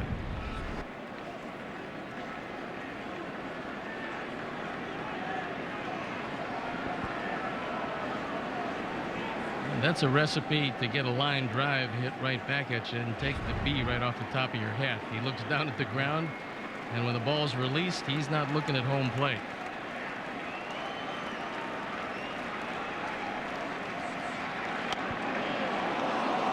Two and two.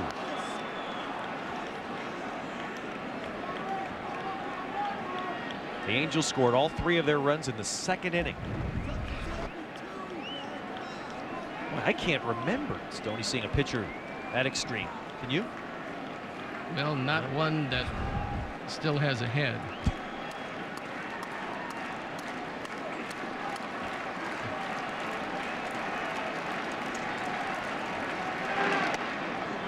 So now 3-2 to Anderson. Well, a pitcher-dominated first game of this series at Fenway by Josh Beckett of Boston. Different story tonight in Game 2 on a warm October evening at Fenway. And we're 3-3 in the 7th inning. The Angels trying to get a split as they would head home to Anaheim, where they had the best record in baseball this year, the best home record.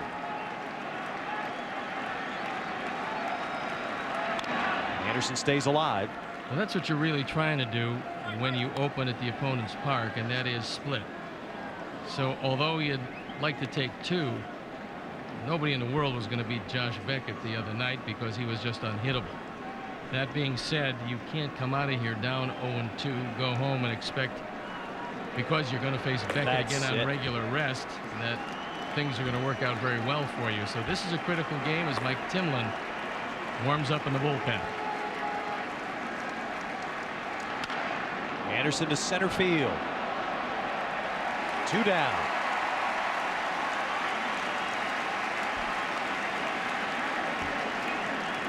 So Anderson battled, but Okajima gets him.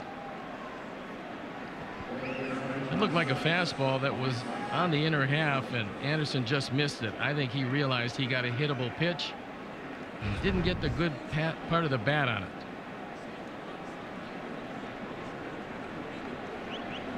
So Mycir Asturis, he'll turn around to bat right-handed. He hit 280 as a right-hand batter this year, 291 left-handed.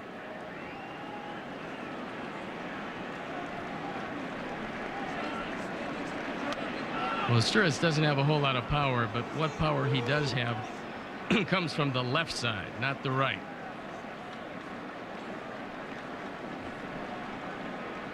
We swing around, we show you the defense. You see they're playing him straight up with Drew fairly shallow in right field.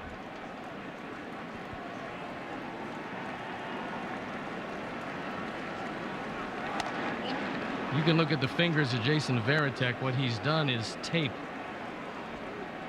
white strands of tape on each finger so that the pitchers can see. Apparently he has no trouble throwing the baseball. There's a lot of guys that will go to white out and do that. Paint their nails. I've seen that, right? Well, yeah, I mean, maybe in a good way. Maybe not at the ballpark, but yeah, I guess occasionally. As an outside strike, 2-1. Well, the Angels had the middle of their lineup here in the top half of the inning. And that's what Varitek is doing, is securing the tape and making sure that it's in a point where he can still get a good grip on the baseball.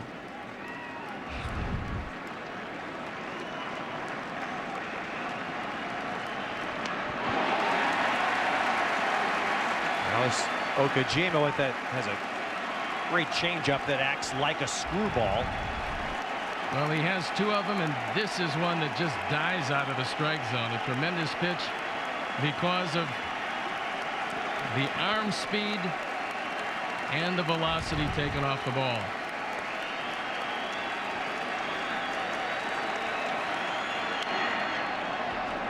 Well, the fans here hoping that Okajima can finish.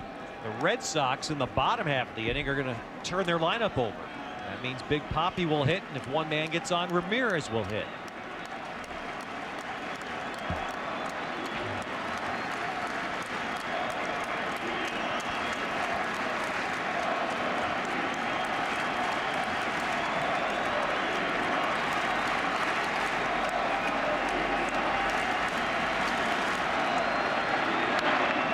Again, Asturias stays alive. The Angels, a lot of hitters that make contact. Well, the outfield right now is a little deeper than they would normally be for Asturias because that's a go-ahead run at first base with Vladimir Guerrero. Alfredo Griffin talking to him over there, but they're almost playing a no doubles. They want to make sure that any base hit is in front of them, and they will keep Guerrero from scoring. Got him. So Okajima comes out of the pen to get Anderson and Asturias.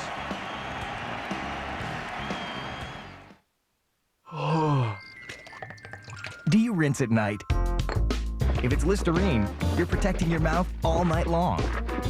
While you sleep, your mouth is dry. That allows plaque and gingivitis germs to multiply.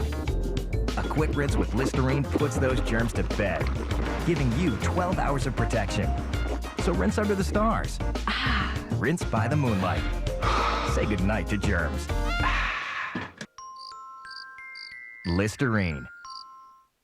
Now, see, when people think of Geico, right, they think of car insurance. And of course, saving money. But sometimes that can lead even the savviest driver astray. Take, for example, the motorcycle owner. He calls Geico wanting to save money on his car insurance, only to realise that he doesn't actually own a car. Well, needless to say, he's quite embarrassed, isn't he? Doesn't matter. Geico insures motorcycles and ATVs as well. That way, no one ends up looking foolish. Geico. 15 minutes could save you 15% or more on car insurance. You know, your whole life they tell you to save, save, save. And we did. But when the time comes, nobody really tells you how to start spending. Actually, Fidelity can. They helped us figure it out. Of course, they have these new ways to do all that stuff. They helped with our income needs, so now we're free to tackle the Great Barrier Reef. What happened to Paris? Did we talk about Paris? A lot. We're going to Paris next. Retirement income now made easier. Call Fidelity or your own advisor. At EBS Building Supplies, we pride ourselves on making your life easier. So whether you're a professional contractor or a do-it-yourself homeowner, EBS provides fast, convenient delivery to anywhere in our service area. And best of all, it's all free, allowing you to concentrate on your project. Custom ordering and free delivery. EBS has what you need at the right price and a location near you. It's the EBS advantage. EBS Building Supplies. Can do. Just ask. Ride the best Outlander from Can-Am. The best engineered ATV you can buy, period. The most powerful engine in each respective class. An optional XT package with an impressive lineup of factory-installed options. See B&D Marine, Brewer.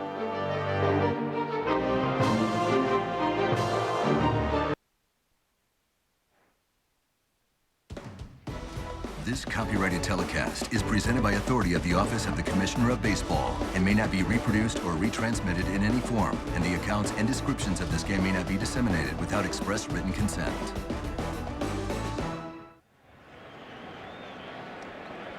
Postseason 07 on TBS. This is the last game 2. The other 3 series all have their teams in 2-0 positions. Cleveland tonight, Arizona and Colorado yesterday. Now the Red Sox trying to break this tie with the top of the order: Pedroia, Youkilis, and Ortiz. Well, this is the Red Sox part of the game. This year, they outscored their opponents by 107 runs from the 7th inning on. They scored 274 runs. Their opponents just 167. And that's why they take the game away late. Pedroia bounces one as Duras throws him out. The Angels pitching has responded tonight. Jose Mota. Connected to Angels wins against the Red Sox, or Red Sox wins against the Angels. Walks in 6 wins for the Red Sox against the Angels this season. 27 walks issued by the Angels. In 4 wins by the Angels against the Red Sox, only 10. You tell me they're not connected.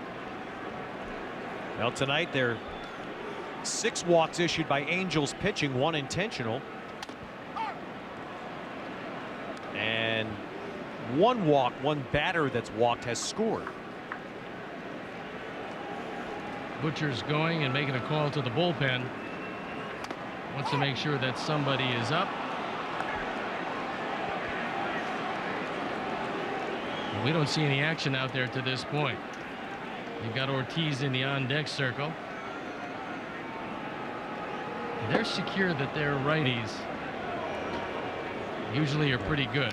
There is Oliver. That's exactly right, Stoney. That's something that runs counter to a lot of baseball's thinking today. But the Angels say, look, we want pitchers in our pen that can get both sides of the plate out. Well, most of them can. But Oliver, I would think, would be ready to go if he wants to use him against Ortiz.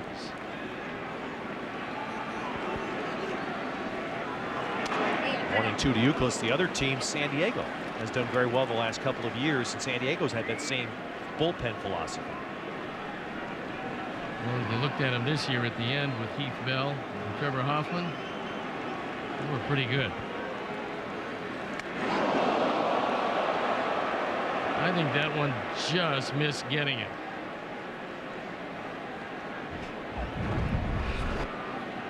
Mathis wants it low and away. This one up and in. And then the curveball hammered to left. But Anderson is there. And Euclid, who is that kind of player. He has that spirit about him. He's a Cincinnatian and grew up as a young kid watching Pete Rose late in his career. So now Big Papi hits with 2 outs. Nobody on. Mike Butcher coming out. He wants a word with Scott Shields.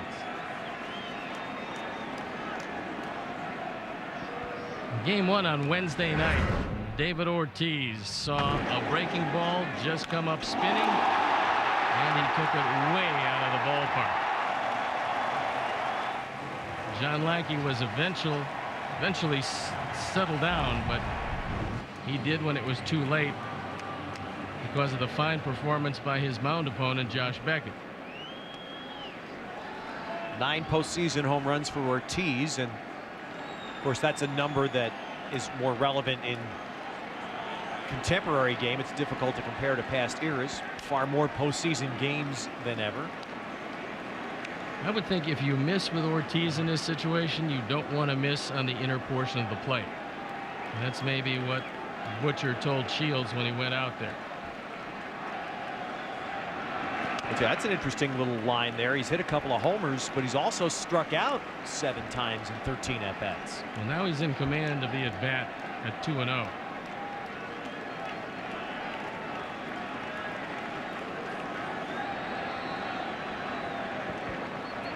And the question is, if you're Shields, do you give in at all? Well, it looked to me like what Butcher told him was, we're not going to intentionally walk him, just throw 4 pitches out of the strike zone. So far, 3 of them really haven't been close. And Manny Ramirez waits patiently on deck. And there was your 3-0 swing. That ball's going to drift just into the, it looked like just caught the corner of the Angel dugout. But that's a 3-0 pitch and a swing that you're talking about, Stoney, in the zone. Well, that's the hack you want on 3-0. That's right in Big Papi's wheelhouse, and Shields made a mistake. He was lucky to get away with that one. You saw where Mathis wanted it, and that ball was right down the middle.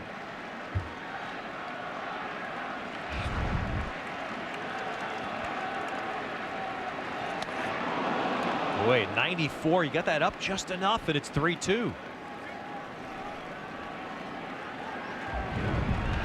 Challenge pitch.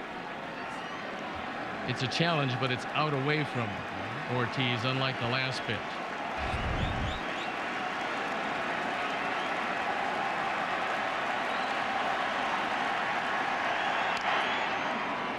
Breaking ball fouled. When Shields is right, he has a great curveball. And it's quick, short, and disappears. That's one of the things that he's been lacking as he's gone through his struggles. But the last one was a real good one to Ortiz.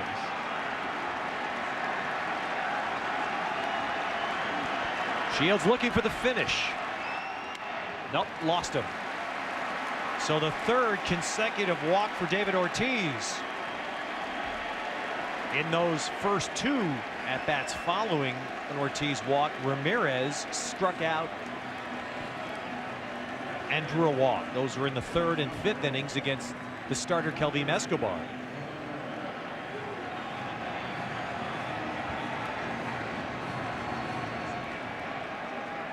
So how many times can you flirt with it? How many times can you walk the first half of the combo and not get burned by the second half? I think the message to Shields was deal with the right-hander.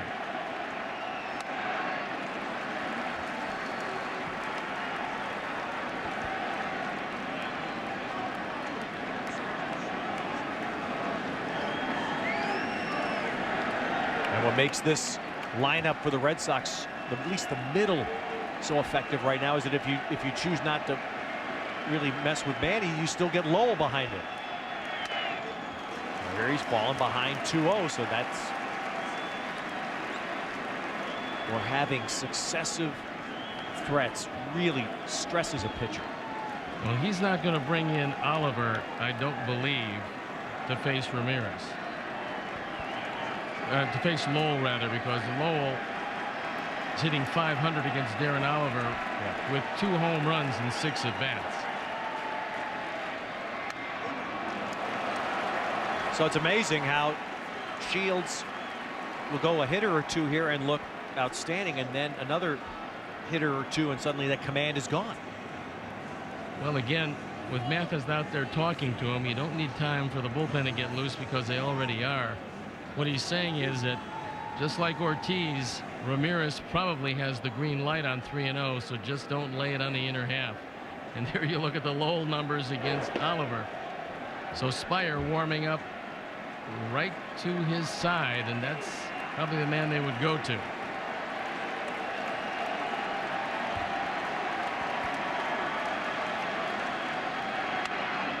Back-to-back walks. A second straight trip through the order that's happened. Ortiz and Ramirez back-to-back in the 5th inning. Those walks loaded the bases for Boston. Lowell delivered a sac fly that tied the game at 3. Well, I got to believe that Cabrera's going out and Mathis is going out. All they're doing is killing time for Spire to get ready. He started warming up just a little bit ago, and we'll see what's on the mind of Mike Scioscia. But normally he brings Spire in a situation like this, because he's got a great split finger and throws a lot of ground balls, but for the time being, he's staying with Shields.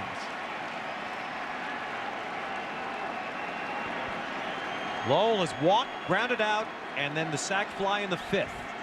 Ortiz and Ramirez aboard. And a breaking ball for strike 1.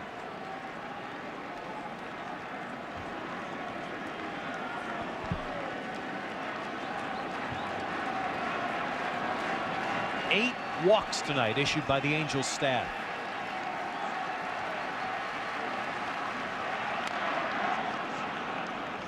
The Red Sox have walked 3. And despite those 8 walks right now, the Angels are level in this game in the 7th inning.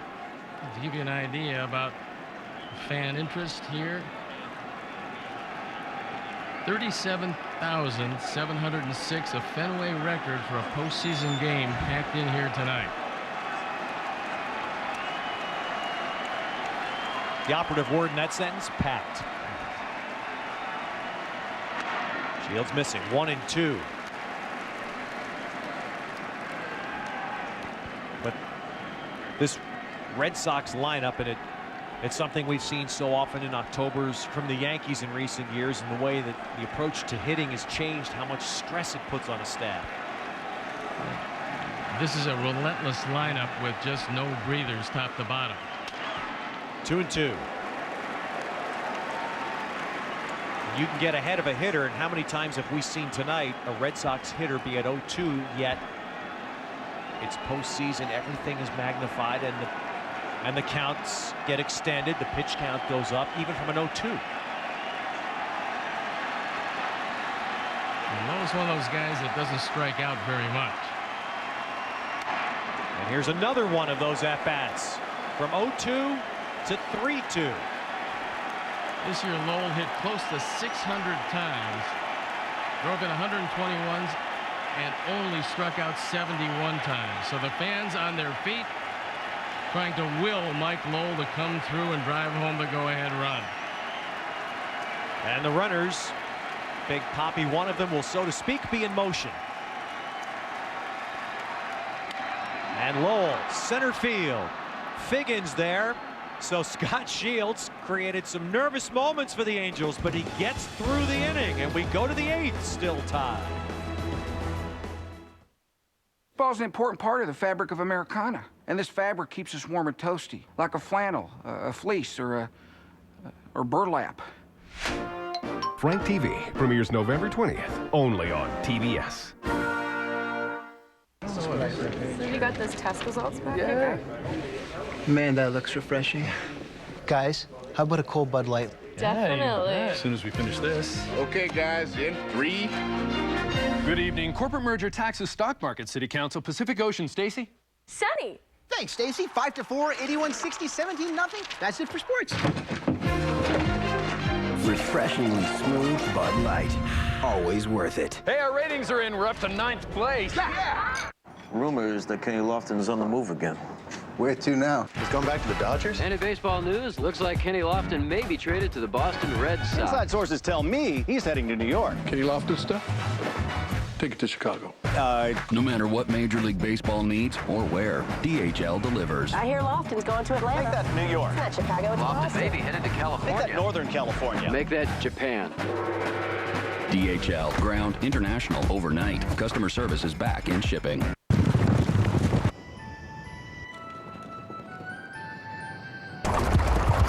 Honey, look at this. Is it for all of us? Yeah.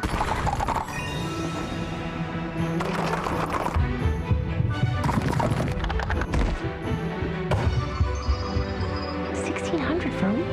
Well, we can do that. Oh, yeah. The magic begins when you realize you can afford a Disney vacation. Other affordable packages all year long. Visit disneyworld.com/affordable.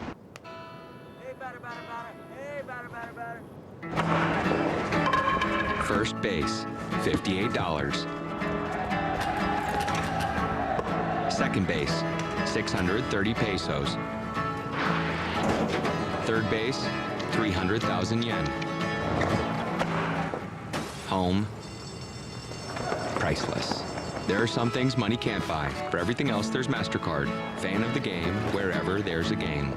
So you got home base. I mean, sometimes they call it home plate, you know, like a big plate of, turducken. Why do you say I must be thinking about turducken? I have it on the brain right here. I mean, right there. Boom! Frank TV premieres November 20th, only on TBS. Turducken! Boom!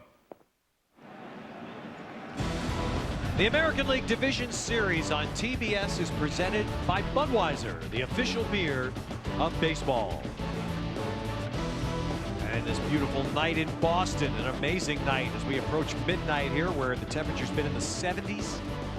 For October baseball, the Red Sox trying to take a 2-0 lead in this series against the Angels. Hideki Okajima continues on the mound. And Casey Kochman starts the 8th for the Angels. The Angels have not scored. They've scored in 1 inning now in this series, 1 out of 16. And they haven't really threatened since the 3rd inning when Anderson led off with a double. In the 5th inning, they did get a runner to third base, and that was with 2 men out.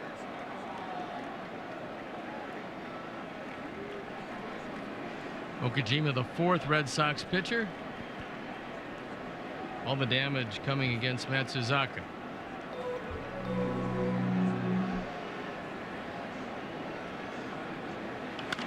And Kochman goes to left. Ramirez, though. Oh, and Manny Ramirez makes an entertaining catch out of it. Well, he overran a pop-up earlier, and this time almost overran a line drive. But the correction at the last moment, not pretty but effective. And wow. We know that Manny is not really in there because of his glove. Hideki Okajima says, all right, well, it's an out. Now, the Angels had Reggie Willits in the on-deck circle. Reggie Willits was going to pinch hit, and I assume if Kochman had gotten on base to bunt. But with Kochman retired now, Kendry Morales takes his turn as the DH. Morales 1 for 3 tonight. Well, Willits didn't have a home run in 430 at bats, so they figure that even though Morales didn't knock the fences down, he did hit 5 of them, and with the short porch in left, they say it's 315, but it looks a little bit shorter if you talk to some various pitchers around.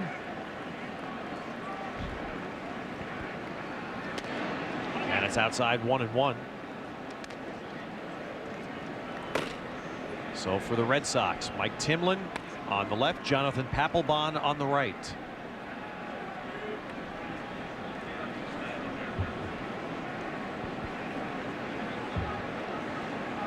Bullpens can go basically forever tonight. Another day off, although it's not really a day off. Justin Spire for the Angels. Both of these teams are going to leave after this game and fly through the night to Anaheim. Game 3 will be an early start, a noon Pacific time start Sunday in Anaheim for Game 3. Kurt Schilling for the Red Sox, Jared Weaver for the Angels. You look at Terry Francona and Brad Mills, his bench coach, to his right.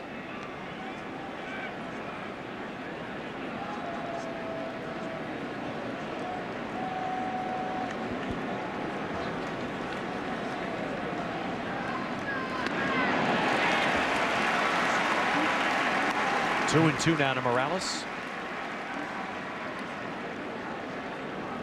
American League travel day tomorrow. Both American League series will have Game 3 Sunday, and there's our matchup, 3 o'clock Eastern, noon Pacific, here on TBS.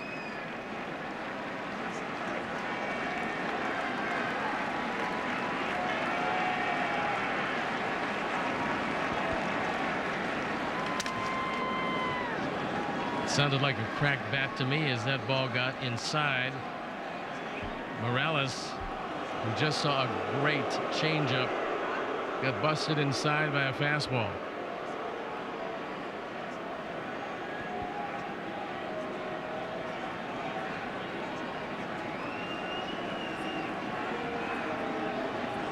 You'll never forget, you made this reference earlier, Steve, in the Olympics in 2000 when the United States stunned Cuba to win the gold medal. What they found out was that the Cuban hitters didn't handle the real good fastball. Ben Sheets made his name by winning the gold medal game with his great fastball. Interesting. Well, Okajima doesn't have one of those, or he'd use it right here. But I'm thinking he's going to use that straight change and try to keep it low and away. Now 3-2 to Morales. Turned Morales around, did the Red Sox in the 5th inning. Angels had first and third, 2 out, and they brought Javier Lopez in, a lefty. And he got Morales on a ground ball, the only batter that Lopez faced. Okajima is the 4th Boston pitcher.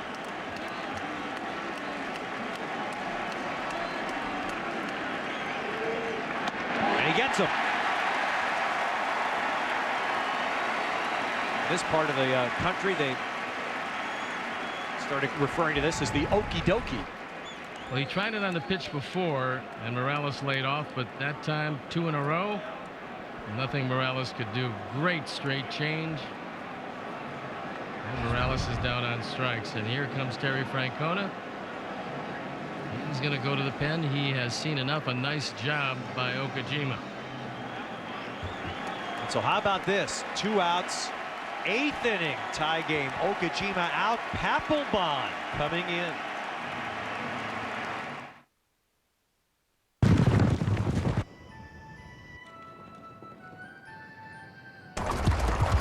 Honey, look at this.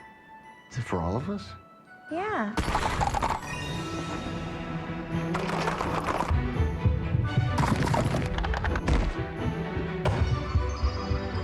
$1,600 for a week. Well, we can do that. Oh, yeah. The magic begins when you realize you can afford a Disney vacation. Other affordable packages all year long. Visit disneyworld.com/affordable. Heartburn hurts. For strong, lasting relief, take Maximum Strength Zantac 150. One pill knocks out the pain, all day or all night. Heartburn? Attack it. Zantac. Pizza? For here to go? Delivery. Louis? They got a little captain in them. Because they always designate a driver. Drink responsibly.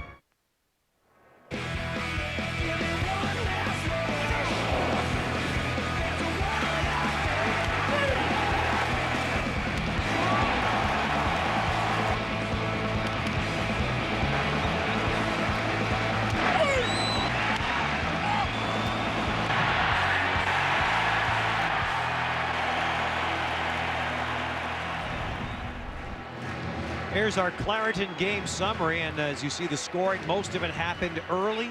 The Red Sox got Lowell's sac fly in the 5th to tie it. It's been a battle of the bullpens as both starters were out by the end of the 5th inning, and it's wound up being what we didn't get in game 1, Stoney. This has been a tight, taut game.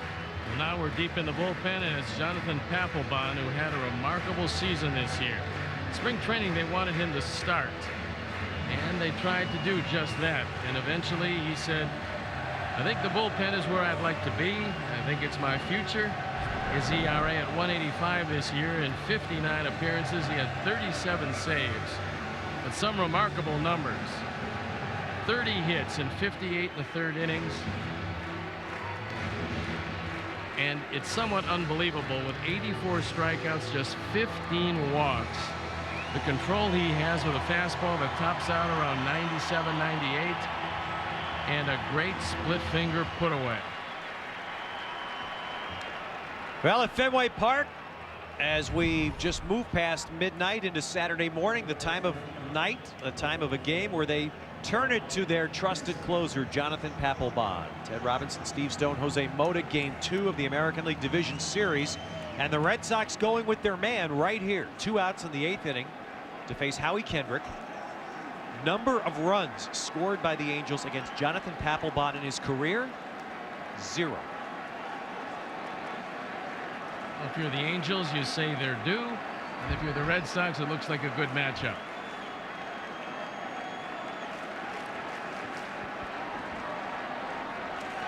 And Kendrick puts the first one in play. And that is off Youkilis's glove. So there goes. Well, we'll wait. We'll wait for the scoring. That's E5. Yeah, probably right. But we mentioned earlier tonight the flawless fielding record of Youkilis. And if you ask Youkilis, I'm sure he'll say this is a pick he should make. Well, it's a throw that Lowell should have made, but not much you can do about physical errors. And that's what that one was. So the inning stays alive. It is an E5. And just about to say exactly what the Red Sox would have wanted. A one-pitch stand for Papelbon to try to get as much out of him tonight as they can. Now he faces Jeff Mathis, hitless in 3 trips.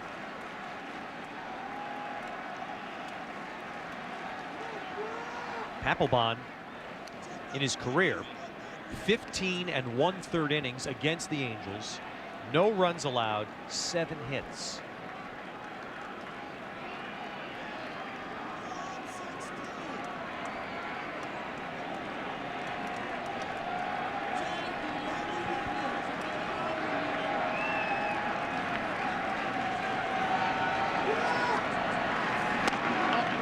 Talking with John Farrell about Jonathan Papelbon, I asked him how unusual was it for a young man, a rookie, to come into the pressure cooker that is Boston baseball and go into that bullpen, and they turn the ball over to him as the closer.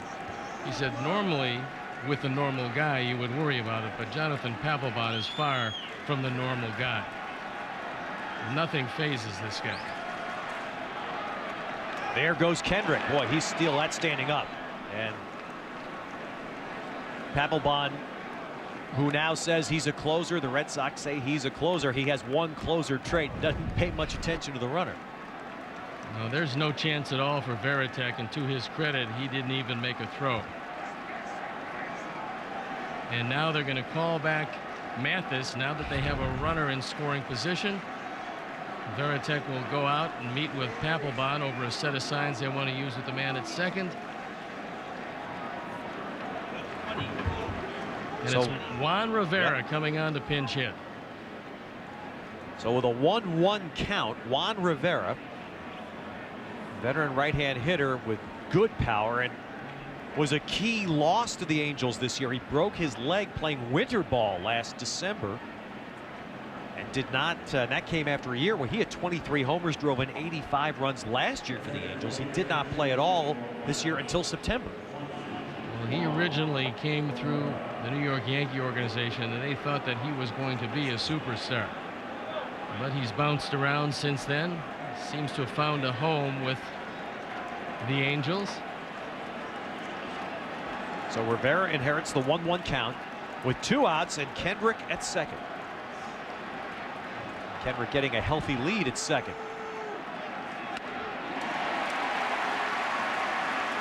Now, Mike Scioscia only has 2 players on his entire team that have ever gotten a hit off Papelbon, Cabrera and Guerrero. So it's not like he had a whole lot of great options.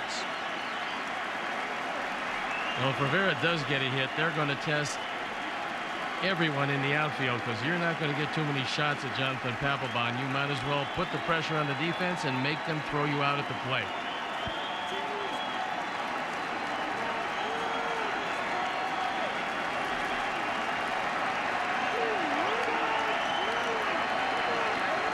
There goes Kendrick. Rivera fouls it.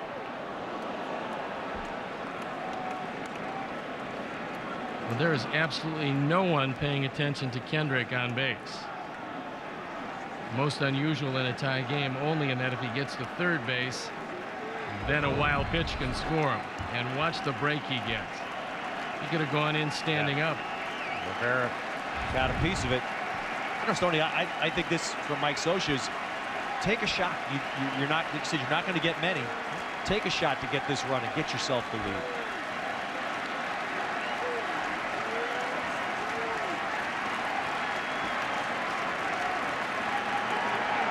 Kendrick will take third, standing up on ball 2.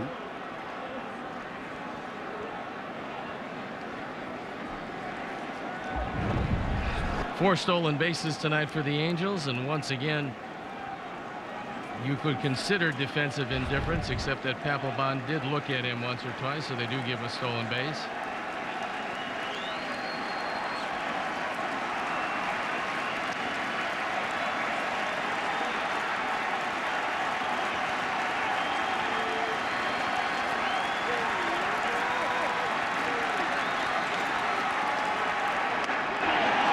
Just missed on the inside.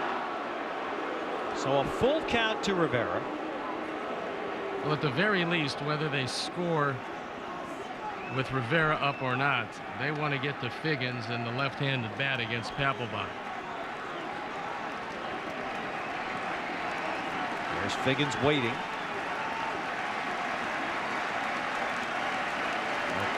That is a classic closer's face. A young classic closer's face. Missed. And the Angels may not score, but even this you could consider a minor win in the standpoint now they're going to just force Papelbon to throw some more pitches. Well, that one just barely missed. And I mean barely. Papelbon thought it was strike 3. So did Varitek. But the deciding vote went to Dan Iasonia. So now Reggie Willits is coming in to pinch run for Rivera, which means that I would assume on the first pitch Willits will be standing on second base. What do you think, Steve? Well, a difficult situation here, only because I think you want the Figgins-Papelbon matchup. And if he does go to second, they would certainly think about putting Figgins on first and taking their chances with the right-handed Cabrera. My feeling is I'd keep the hole open on the right side and make them pitch to Figgins. Right, give the hitter the edge there. But Willits is a stolen base guy. He's got good speed. Right. We'll see what Socha decides to do. Well, Willits stays put. Figgins takes a ball. And that also would play in can Figgins pull Papelbon's 96, 97 mile an hour stuff. Well, if he gets it middle of the plate in, he can. And that's why Youkilis has to be very careful as he comes off the bag. You don't want to come off too far and have a guy hit one behind you. So we'll look at the lead from behind Willits.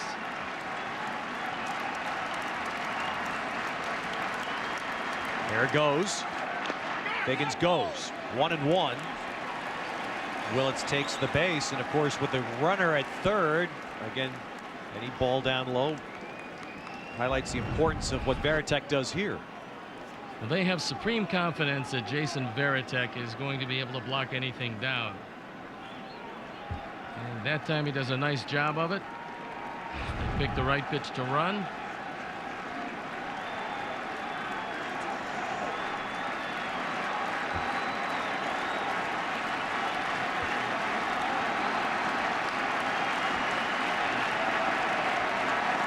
Second and third, 2 outs.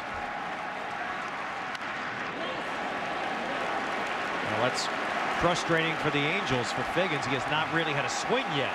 He's got 2 strikes against him. Well, here's where the wipeout pitch is the good splitter, but you've got to have the supreme confidence in Varitek, because the best splitter is one that looks like a fastball at the knees and goes into the dirt as the hitter swings at it. The Angels got back-to-back 2-out hits from Figgins and Cabrera in the second inning to score runs, and they need a 2-out hit to take the lead.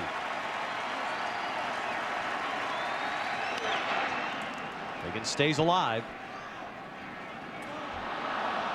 It looked like Papelbon was going to get off the field in 1 pitch. A ground ball to third, but Lowell's low throw. Youkilis could not pick it, and now the pitch count gets extended just enough to perhaps cause a little thought for the Red Sox, assuming they would bring Papelbon back out for the 9th. Not alarming yet, but it's more than they would need.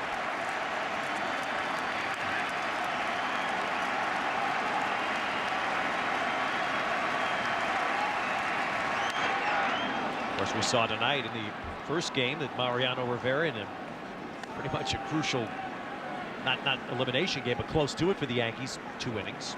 Well, you can bet that if Papelbon can extricate himself from this inning and the Red Sox go on to score in the bottom of the 8th, you're going to see him again in the 9th. Yeah. I would assume either way, right? He's going to pitch the 9th either way.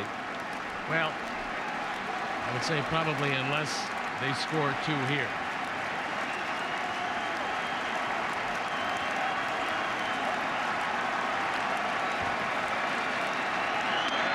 Strike 3 there. Papelbon reacts. Strands 2.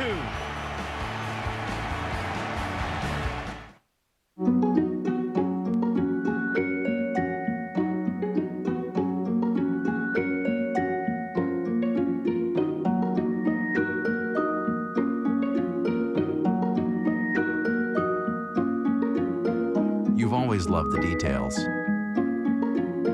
but you've never seen them like this. The full HD 1080p Aquos Liquid Crystal Television from Sharp.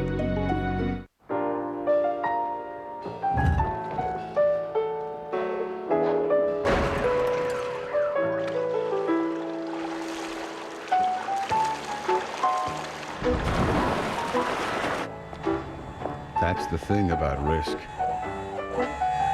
He never sleeps. For auto, home, or business, make sure your insurance keeps up. Travelers. Retirement is tricky. You think you just kick back and start living off your savings. Well, I've got the kicking back part down. Yes, you do.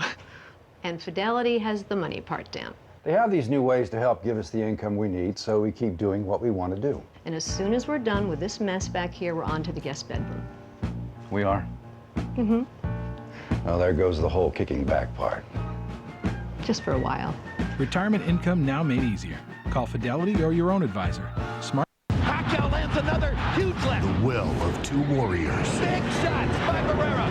Fast and fearless. Pacquiao is a storm, and Barrera just keeps coming. But only one. Talk about going into the jaws of the lion. Has the will to win. This is what it's all about, ladies and gentlemen. Pacquiao Barrera, live on Events and Demand pay-per-view from Mandalay Bay, Saturday, October 6th. Pacquiao versus Barrera 2, live October 6th on Time Warner Cable. We went around swapping people's vehicles for 1 week. We didn't tell them we were from Ford. We told them it was market research. Oh my, that's a sharp looking truck. It's got a lot of giddy up and go. Better move out of the way, big truck coming. I've owned Chevrolets ever since I could drive. Today, I would have to say I would be a Ford Super Duty man. You could just take the Super Duty off and put Bob here. Don't go. Enter to win a trip to the Ford Championship Weekend at Homestead Miami Speedway. Get to your local Ford dealer or go to FordRacingEvents.com. There's something about the makeup of a closer, and you see it from Jonathan Papelbon as he gets Figgins looking. Backdoor pitch, pick track shows. Got it. That just barely had the corner. It looked like the splitter. And Figgins can't believe it. He looks back at Dan Iasonia and said, "You didn't even see it." Pretty picked up Jonathan Papelbon, gets out of a tough jam. How about that for your closer? And there is an even huger story as we start the bottom of the 8th. J.D. Drew grounds out on the first pitch from Justin Spire, who takes over on the mound for the Angels. But the story is that Sean Figgins is in right field. Vladimir Guerrero is out of this game. Well, Willett stays in center, and Napoli comes in behind the plate. But that necessitates Napoli hitting in the third spot, taking the place of Guerrero, who's due up second in the 9th. Most unusual to take your big banger out of the lineup. That's what Mike Scioscia did. He went for the defensive alignment, hoping that a sinker balling, fork balling Justin Spire can hold him right there. So Jason Varitek, the batter, 1 out, nobody on in the bottom of the 8th. The Red Sox scored 2 in the first. They got 1 in the 5th. And Varitek toward the right field corner. And that one is just foul. So the shortest home run possibility in baseball, that pesky pole in right, and he just missed it. In talking with the Red Sox personnel, they said they've only had 1 home run that went into that spot fair, and it was by a right-hander. It was Kevin Youkilis, not one left-hander, has taken it down the line. The dugout thought it was a home run, but Gary Darling once again right on the call, right down the line, and right on the call. So 2-1 to Varitek. The numbers for Justin Spire, who was a major addition, a free agent addition for the Angels bullpen this year, and he missed the first half of the year. Well, he had an intestinal problem that just wouldn't go away and lost about 20 some odd pounds. He's got terrific stuff. He looks back to normal again. I talked with him before the series, said he's feeling good. His father and I came up together with the Giants in 1971. That was Chris Spire, a shortstop. You can tell his son is much more intelligent. He's a pitcher.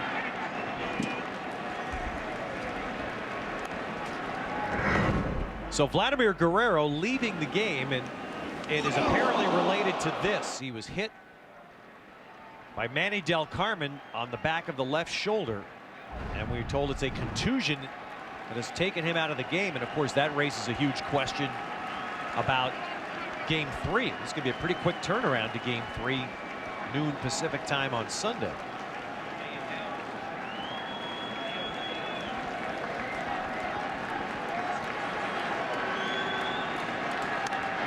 Well, it's interesting because they announced right shoulder.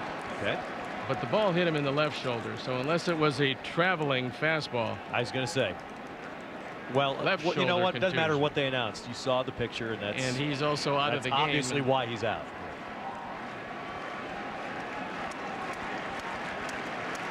2-2. Varitek gets it on 2 hops to Kendrick. So 2 down in this battle of the bullpens that continues. To see both bullpens pitching extremely well. In fact, neither bullpen has allowed a hit. Well, that's fairly typical for both of these bullpens, but the big difference is that the Red Sox have their closer in the game and probably ticketed for just one more inning. And Justin Spire is the setup man to Francisco Rodriguez, so they still have him lurking in their pen. So here's Crisp, and he takes a strike. Crisp is struck out, bunted for a hit, and walked.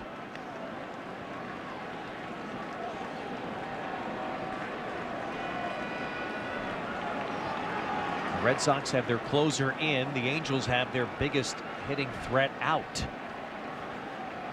In what is, in essence, an extra inning game. Figgins has got room out in right field. And so we will go to the 9th in a 3-3 tie, Game 2 at Fenway.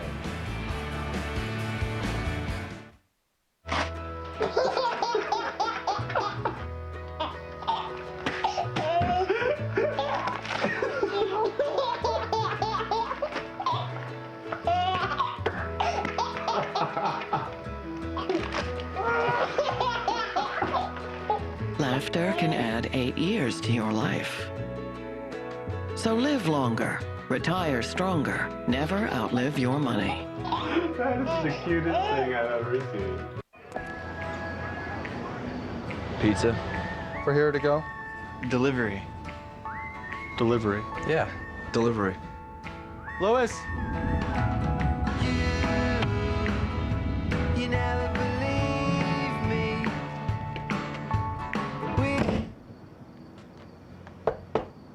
Pizza's here. Hey. They got a little captain in them because they always designate a driver. Drink responsibly.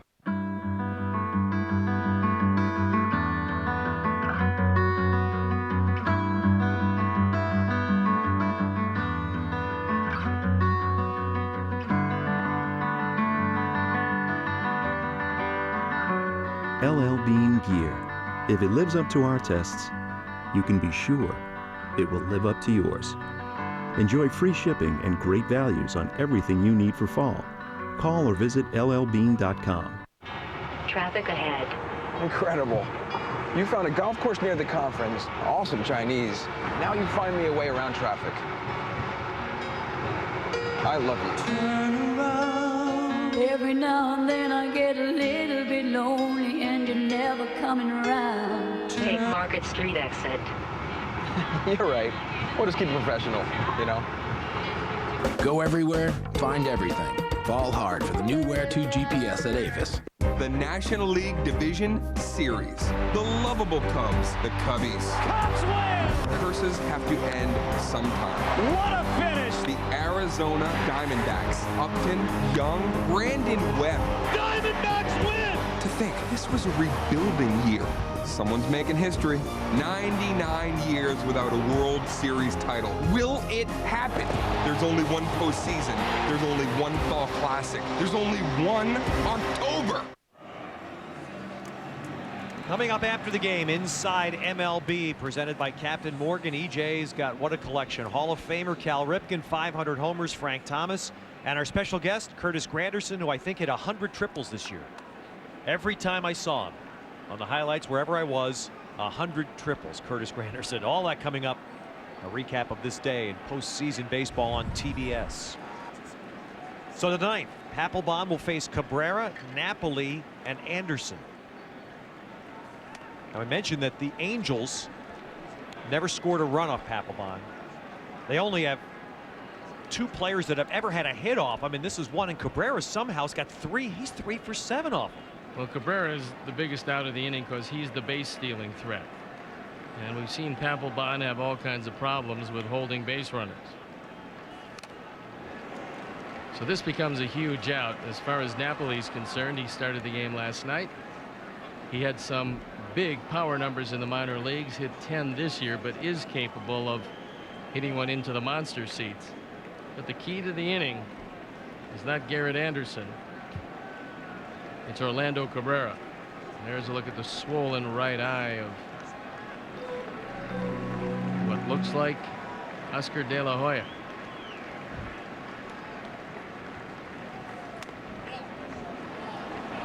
Two and one now to Cabrera. Papelbon is human. He did give up 5 home runs this year. But sometimes you look at him and you wonder how.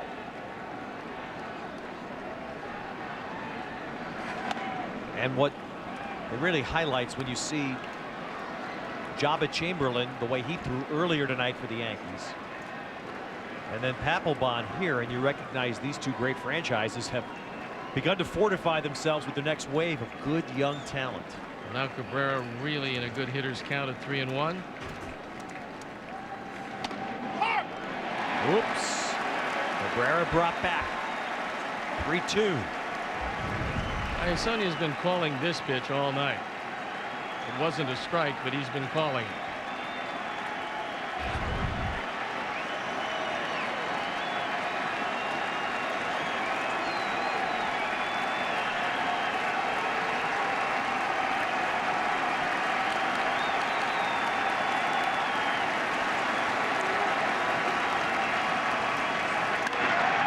Cabrera shallow center.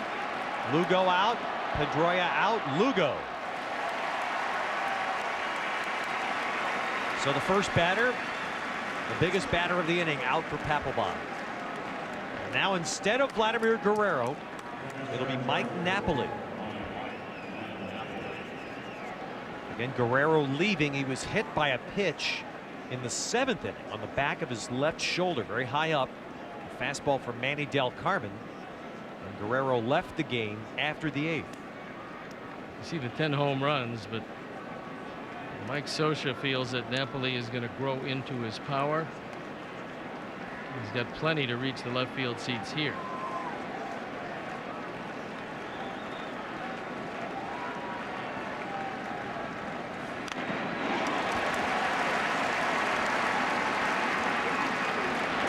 Francisco Rodriguez throwing in the bullpen. So the Red Sox have their closer in, and the Angels have theirs loosening up. The Red Sox will turn their lineup over in the bottom of the 9th, and that's looks why Mike Scioscia is getting his ace closer ready. And because of this series with the days off, both managers told us they wanted to get their bullpens into the game tonight. They wanted these guys to actually get on the field and pitch. Well, no problem with that, because they've used a lot of help out of the bullpen. The bullpens have been spectacular.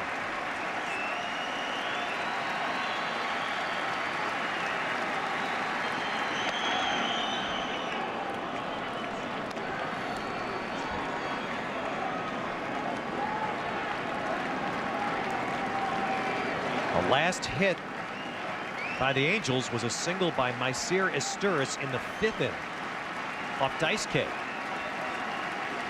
No hits allowed tonight by the Red Sox bullpen. They came in the game with 2 outs in the 5th inning.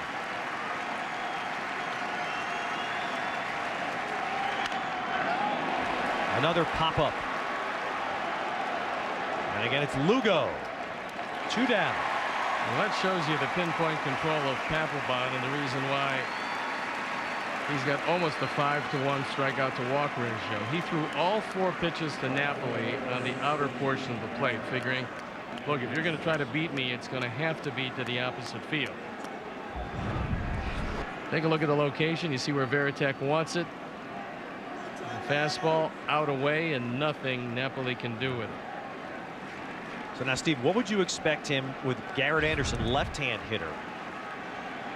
You throw away and allow him to take a shot at the wall? I would think so. If I came in, I would come in hard off the plate.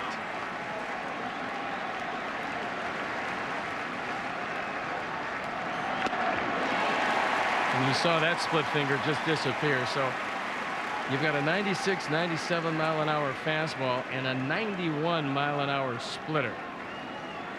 And there was absolutely no chance on that particular pitch in that location for Garrett Anderson.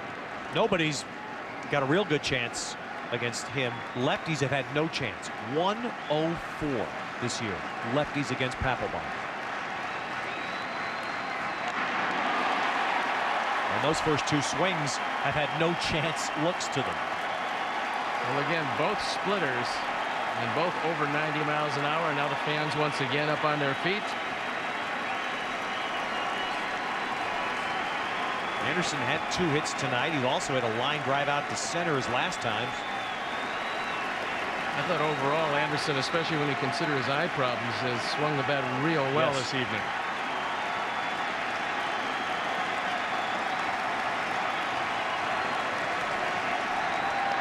And it's his importance right now could not be any greater to the Angels with Guerrero out.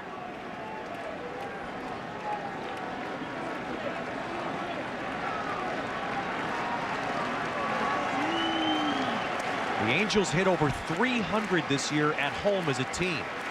They won 54 home games, the most in baseball. They want so desperately to get home with a split, knowing that if they have a game 4, they're going to see Beckett again.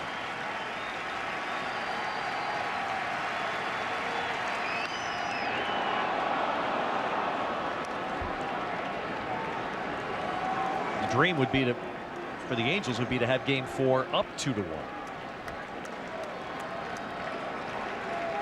Well, you just as soon not face Beckett in the game that takes you out of the playoffs. Not the way he threw the other night.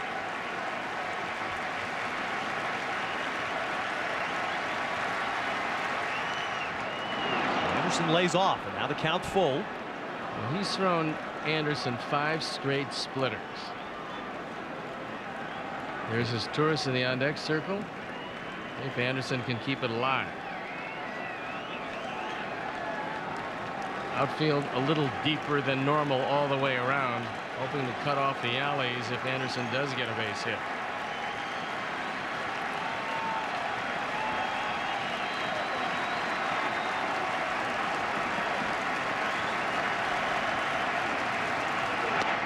And Anderson walks. So the very sort of an at-bat that the Red Sox have used effectively tonight on some occasions employed here by Anderson. He fell behind 0-2 and looked hopeless the first 2 swings. Ends up walking. And now Asturias to the plate. You know, everybody starts to look here at the Angels dugout. Would they run for Anderson? Don't think they could take his bat out of the lineup. I wouldn't think so. Not with Guerrero already out of the lineup and not knowing how long this one is going to go. And Asturias, first pitch, pop up. So the long battle and the walk by Anderson does not pay off. Papelbon gets Asturias on the first pitch.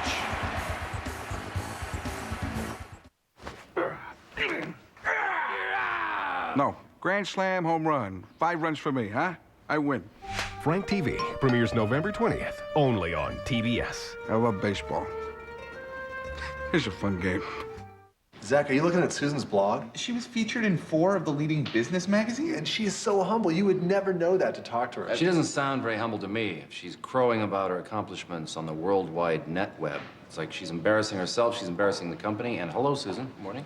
Hello, Miss Accomplishment. We're looking at your blog. Oh, my gosh. Oh, yeah, she's a fast riser in the business world. Seems like you should be reporting to her.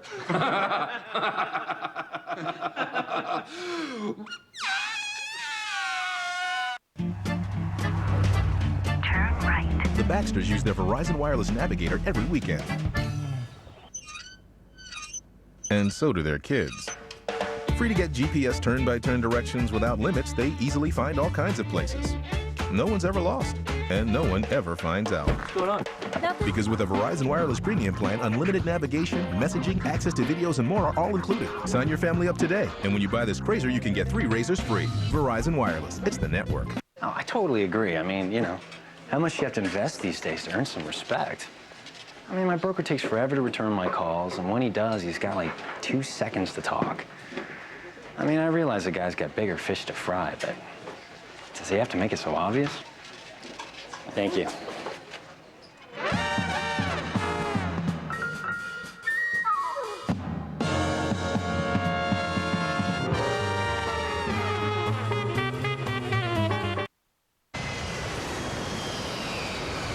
Nice flight, Captain.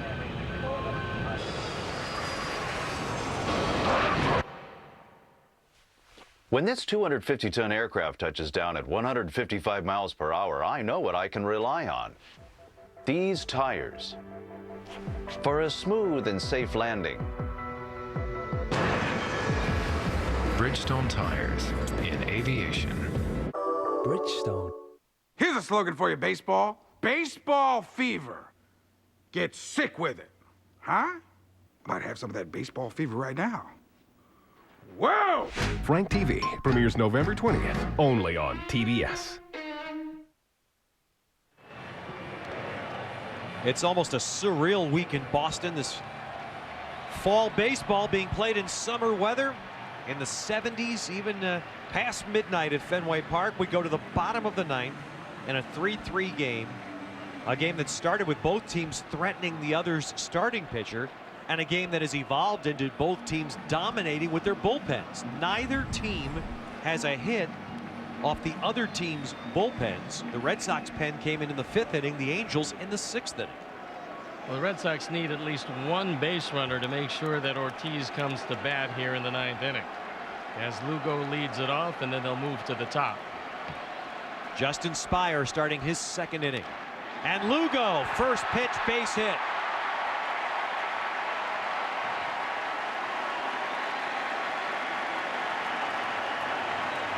That's what Terry Francona was looking for, because now, barring a double play as he goes through his set of signs, Big Papi will grab a bat.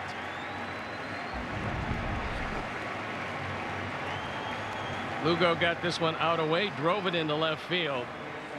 He swiped 33 this year, was thrown out just 6 times. And so Cabrera now comes on to talk with Justin Spire, telling him who's going to cover at second base if he gets a ground ball hit right back to him, and who's going to cover in the eventuality that Lugo tries to swipe second. And the Angels, their Spire throwing over and also trying to see if Pedroia might tip himself. Well, after the workout yesterday they had on the off day, Mike Scioscia was working with Napoli at getting his feet a little quicker and getting the ball off to second base. That could come in real handy in this situation. Runner goes.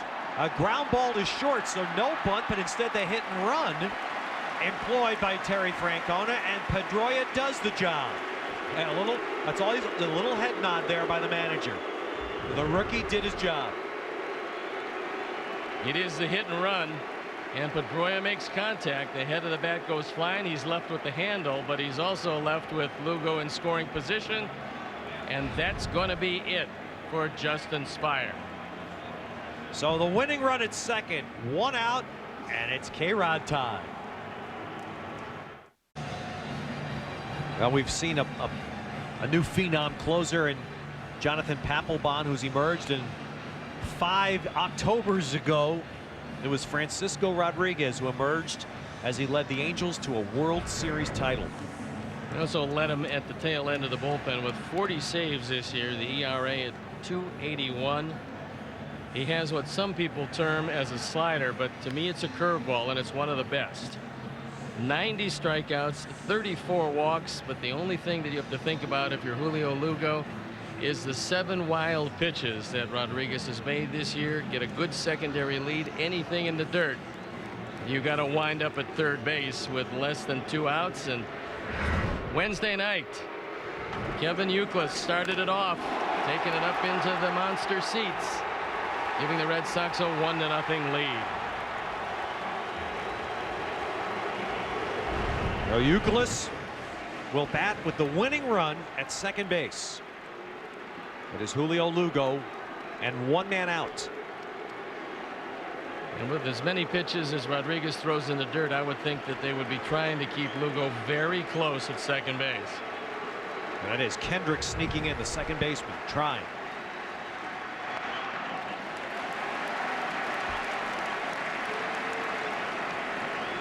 Tonight, Youkilis walked in the first inning and scored a run. Big Papi behind him. He's 0 for 3 since.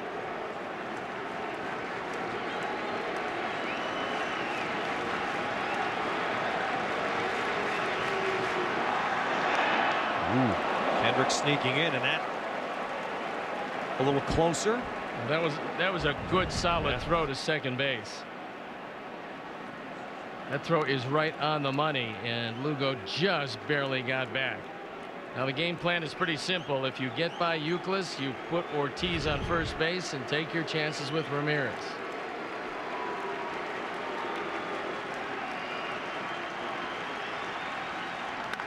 Pulled foul. So 1-1 to Youkilis. The Red Sox trying for a 2-0 series lead and what would be a far more comfortable cross-country flight. These teams both division champions. Only 2 wins separated them this year. Only 2 wins separated the 4 American League playoff teams.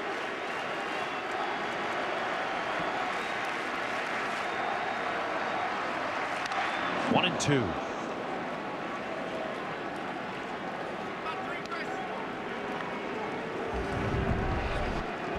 Not an easy job behind the plate for the catcher or the umpire. Dan Iasonia, the recipient of that. Now you got to watch Lugo carefully. Kendrick will peel away and get back into his position. But you figure a curveball's coming, and you got to keep him close at second.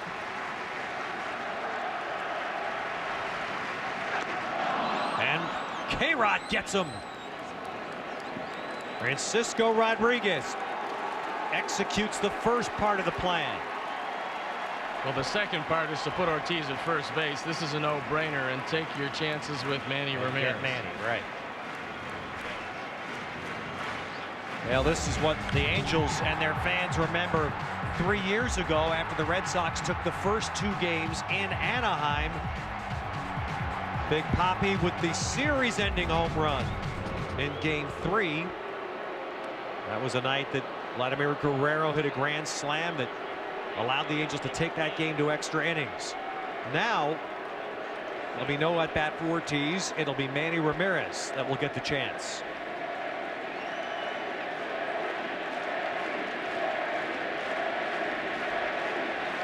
And Ramirez not all that much luck with K-Rod, just 2 for 9.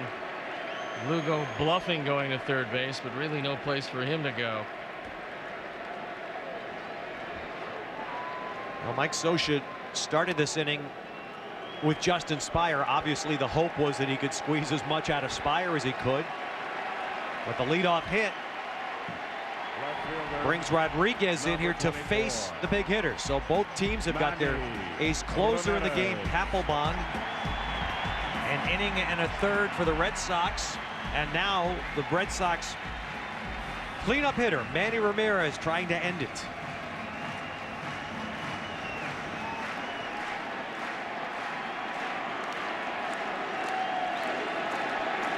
The Angels did a real good job of making sure that Lugo was held very closely at second base last time. They got to do the same here.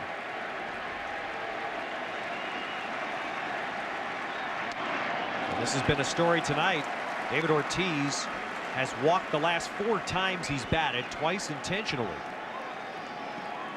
Ramirez in the first 3 at plate appearances following Ortiz's walks, strikeout, walk, walk.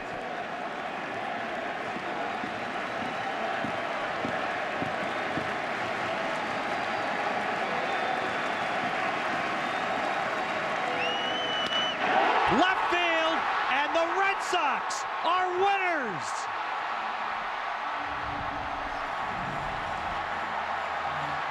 Manny Ramirez with an absolute rocket into the Boston night, and the Red Sox lead the series 2-0.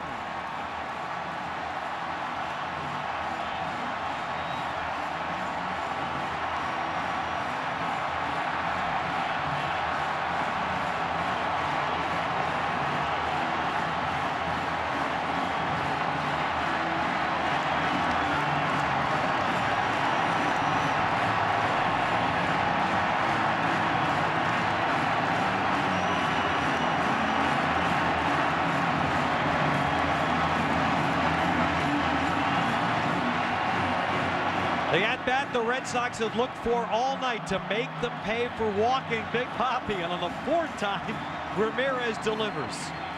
Manny Ramirez has been doing this for a whole lot of years, and that was a no-doubter. As soon as it left the bat, you knew it was gone, putting the Red Sox up 2-0.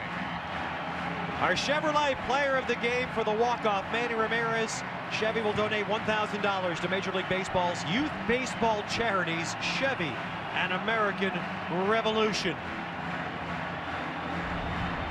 It's almost 1 o'clock in the morning in Boston, and nobody's left, as Manny Ramirez sent one completely out of Fenway over the monster seats off one of the greatest closers in the game. Well, here's a guy in Rodriguez that has one of the best curveballs in the game, but he tried to sneak one fastball by Ramirez on the inner portion, and that's where it wound up. How's that oblique doing right now for Manny, huh? I would say it's just fine.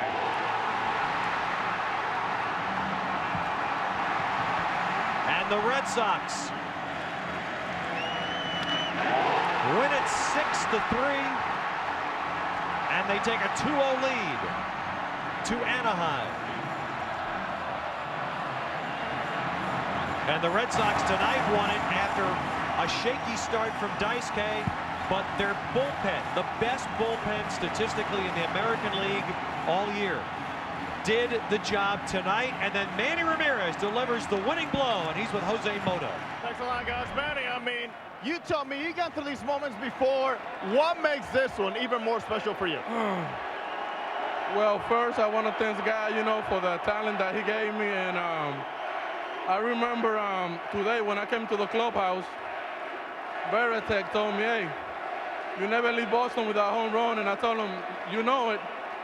But, every time that we are home, we never give up. We always go out there, play hard, and I guess, we always come through. One of the things many people don't know is how well you prepare, okay? You've seen so much from David Ortiz. How prepared were you for this particular at-bat? Oh, I try to prepare every day, just trying to stay with my plan, even sometimes I'm going to fail, but if I'm going to fail, it's going to be with my plans. One thing for you, for sure, you always have a good time. On that particular pitch, you know what you're going to see from Francisco Rodriguez? Nah, right there, all I'm trying to see, I'm just trying to see the ball and just put a good swing in the bat. And to do it for your fans here in Boston, how does it feel? Man, it feels great, man. This is the best fan ever, man. And I know I'm against the clock, but, I love them, man. That's why I came here. Thank you very much. Well done. Thanks. Guys, let's take it back to you. Well, you could see by where the glove was, Napoli wanted that fastball away, and Rodriguez missed with it on the inner portion, and Manny Ramirez got every bit of that one, sending this full house into delirium. His 21st career postseason home run. That is only one now behind the all-time leader, Bernie Williams, the former Yankee. And so the Red Sox tonight, pitching, bullpen, extraordinary bullpen work, and then, in the end, it's only the one long ball from a big hitter. Well, we wondered when this series started which team would be able to impose their will on the other. The running game of the Angels, the power of the Red Sox. So far, it's been the power and the pitching of the Red Sox. And of course, the last question for the Angels going home, will Vladimir Guerrero be able to play in Game 3? Coming up next, Inside MLB, presented by Captain Morgan. Remember to drink responsibly. Game 3, 3 Eastern, noon Pacific, Sunday here on TBS. For our entire crew, Ted Robinson, thanks for being with us at Fenway. You've been watching TBS, exclusive home of Major League Baseball's Division Series and the NLCS. And now, let's go back to EJ and the rest of the gang in Atlanta.